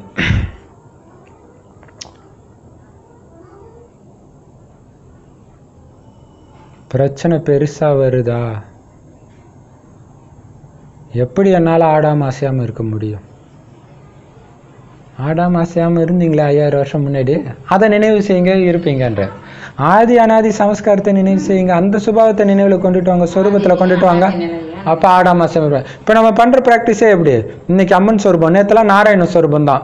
எதிர் இருக்கிறவங்க நான் நாராயணன் எப்படி இருப்பார்? எதுக்கும் ஆடாம அசையாம இருப்பார். அம்மனும் அதே தான் இல்லையா? கடைசி இறுதி நொடியில தான் அம்மனுடைய சொரூபம் பயங்கரமாக இருக்கும். ஆடாம அசையாம அப்படி ஒரு வினாடி பார்வையில் அப்படியே ஆஹா நான் நினச்சதெல்லாம் கிடச்சிருச்சுன்னு அவங்க அனுபவம் பண்ணணும். அப்போ அந்த சொரூபத்தை எடுத்துகிட்டு வாங்க. இப்போ அதுவாகவே வாழுங்க. ஒரு சிஸ்டர் சொல்கிறாங்க, 2 நேரம் நான் லக்ஷ்மியாகவே வாழ்ந்தேன், இப்போ தான் தெரியுது பிரம்ம பாபா. அப்போ ஒரு வினாடி எவ்வளோ குஷியாக இருந்திருப்பாரு. ஏன்னா இங்கே நடக்கிறது எதுவுமே தெரியும், அப்படியே விலகி இருப்பீங்க இல்லையா? ஓம் சாந்தி. பாபா என்னென்ன சொன்னார்? மரணத்துக்கு பயப்படக்கூடாது. மரணத்துக்கு பயப்படுறதே கிடையாது உங்களுக்கு. ஏன்னா இது பழைய உடம்பு விட்டுட்டு போறீங்க. இந்த உடம்புல எதுக்கு இருக்கிறேன்? ஞான அமிர்தத்தை குடிக்கணும்ன்ட்டு இருக்கிறேன். அகங்காரமே இருக்கக்கூடாது. பெட்ரோல் நிரப்பிட்டே இருங்க, யோகத்துல இருங்க, பெட்ரோல் நிரப்பிட்டே இருங்க. நம்மளை பார்த்தாலே அவங்களுக்கு நம்மளை பார்க்கும் பொழுதே அவங்களுக்கு அம்மனை பார்க்குற மாதிரி தோணும். நடத்தையின் மூலமாக வெளிப்படுத்துறது. சரி, அடுத்தது பாபா சொல்றாரு, பாபாவுக்கு எந்த விஷயம் தெரிஞ்சும் சொல்றது இல்லை. எதிர்கால ஜாதகத்தை சொல்றது இல்லை, பதவியை சொல்றது கிடையாது. ஏன்னா அவர் வந்தது எதுக்கு? டீச்சர், கற்பிக்கிறதுக்கு வந்திருக்கிறார். உங்க முயற்சி தூய்மையாக்குறது மட்டும்தான் என்னுடைய வேலை. மருந்து கொடுக்கறது, நோய் வந்துச்சுன்னா என்ன பண்ணுங்க? டாக்டர்கிட்ட போங்க, பயப்படாதீங்க. உங்க நன்மைக்காக தான் நோய் வந்திருக்குது. பாபா ஏன் பார்க்கல? பாபா சொல்றாரு, ஒருவேளை உங்களுக்கு நோய் வரலன்னா உங்களுக்கு பயங்கர தண்டனை. எது சௌரியம்? தண்டனை அனுபவிச்சா துக்கம் பதவியும் குறைஞ்சிடும். அதனாலதான் அவர் விலகி இருக்கார். அப்ப நம்ம வீட்டுல ஒருத்தவங்க துடிச்சா கூட நீங்க சந்தோஷப்படணும். அந்த ஆத்மாவுடைய கணக்கு போதும். ஐயோ பாபா எப்படியாவது காப்பாத்திட்டு பாபா, ஏன் அந்த குழந்தை கட்சியில வந்து உதவாங்கணும்னு ஆசைப்படுறீங்களா? அப்ப இந்த ஞானம் நிறைஞ்ச நிலை இருந்துச்சுன்னா நம்ம அப்ப சந்தோஷப்படுவோம் இல்லையா? பாபா குழந்தைங்களுக்கு மருந்து கொடுக்கறது அதெல்லாம் இருக்கக்கூடாது. பாபா குழந்தைங்க நிறைய பேருக்கு கடைசி நேரத்துல பாத்தீங்கன்னா பயங்கரமான நோயெல்லாம் வர்றதுக்கு காரணம் இதுதான். அது அந்த குழந்தைங்களுடைய நன்மைக்காக. எவ்வளவு பேர் என்ன பத்தத்துல ஆழமா உங்களுக்கும் பதியணும், பதிய வைக்கணும். அடுத்தது வேற என்ன சொன்னாரு? சத்கதி கொடுக்கிற ஞானத்தை பாபா தான் கொடுப்பாரு. எங்கும் நிறைந்தவர் கடவுள்னு சொல்றதன் மூலமாக துர்கதி தான் கிடைச்சது. புரிய வைங்க. ஞான கங்கை பாபா தான். கடல்ல இருந்து தானே கங்கை வருது. அங்கேயும் தண்ணி தான், இங்கேயும் தண்ணி தான். சொல்லுங்க. நான் சேவைக்காக தான் வந்திருக்கிறேன். எனக்கு ஒருபோதும் சந்தேகம் வர்றது கிடையாது. ஆத்ம உணர்வு வர வேண்டிய விஷயம் பாபா கிடையாது. 3 கால ஞானத்தை அறிந்தவர்கள் நீங்க தானே தவிர தேவதைகள் கிடையாது, மனிதர்களும் கிடையாது. ஆனா தங்களை பகவானே சொல்லிக்கிறாங்க. வேற என்ன சொன்னாரு? நிச்சய புத்தி உள்ளவங்க தான் நாங்க தேவதை ஆவோம், நீங்க தான் என்னுடைய தாய் தந்தை, உங்க வழிபடி நடப்போம் அப்படின்னு சொல்லுவாங்க. அடுத்தது வேற என்ன சொன்னாரு? ஏன் ஸ்ரீகிருஷ்ணர் கடவுள் கிடையாது, அவர் மறுபிறவியில வராரு. முக்கியமான வித்தியாசம் அதை சொல்லணும். தூய்மையற்ற உடல்ல தான் வந்து ஞானத்தையே கொடுக்க இங்க வந்து தூய்மையற்ற உடல்ல தான் வர்றாரு. எவ்வளோ பெரிய அதிசயம். இவ்வளோ சின்ன புள்ளியா இருக்கிறாருன்னா யாருமே ஒத்துக்கிறது கிடையாது கடவுளை இல்லையா? சரி, ஞானத்துல தூக்கம் வரக்கூடாது, கொட்டாவே வரக்கூடாது, இல்லைன்னா குரங்காவே இருந்துடுவீங்க. நடத்தையை மாத்திக்கலான்னா குரங்கு தான் நீன்னு சொல்ற மாதிரி நடத்தை இருக்கக்கூடாது. சம பாயிண்ட் இல்லை அது. அந்த மாதிரி நடத்தை இல்லாம பாருங்க. வரதான என்ன கொடுத்தாரு வாரம்? சொல்லுங்க. எல்லாத்துலயும் யோகத்தை நிரப்புங்க. அப்ப என்ன ஆகும்? நேரம் கம்மியாகும், எண்ணம் கம்மியா இருக்கும், பலன் அதிகமாகும் இல்லையா? யோகத்தோடு செய்யுங்க. அது பொக்கிஷத்தை எல்லாத்தையுமே கம்மியா செலவு பண்ணணும், பிராப்தி அதிகமா இருக்கும். உதாரணத்துக்கு சொல்றதுல உங்களுடைய ஆர்வம் போயிடுச்சுன்னா யோகா இருக்காது. மணிக்கணக்காக சொல்லுவீங்க. அடுத்த தடவை வரவங்களுக்கு உங்களுக்கு யோகாவும் பண்ண முடியாது. பிரதர் என்னால் முடியல பிரதர், நீங்கள் ப்ராக்டிஸ் கொடுங்கன்ட்டு போய் உட்காந்துருவீங்க. வருமானம் போச்சு. ஆனால் யோகத்தில் இருந்து நீங்கள் கொடுத்தீங்கன்னா யோகமே பெரிய வருமானம். அங்கே பேசிகிட்டு இருக்கிற நேரமும் வருமானம் ஆகிட்டு இருக்குது. அதுவும் இல்லாமல் அதுதான் போய் தைக்கும். உங்ககிட்ட என்னமோ இருக்குதுப்பா, அங்கே இருக்கிற எல்லாருமே என்னமோ எங்கேயோ ஒரு உலகத்தில் மிதந்துட்டு இருக்கிறாங்கப்பா. மிதந்துட்டு இருக்கிறாங்க தெரியும் இல்லையா? ஸ்லோகன் என்னது? நினைவு செஞ்சீங்கன்னா என்ன ஆகும்? ஆடாமல் அசையாமல் இருப்பீங்க, விலகியே இருப்பீங்க. அதே மாதிரியே இருக்கும். இப்போ ப்ராக்டிஸ் ஃபுல்லாக அம்மன் ஸ்வரூபம் இல்லையா? ஓம் சாந்தி. தேங்க்யூ பாப் தாதா.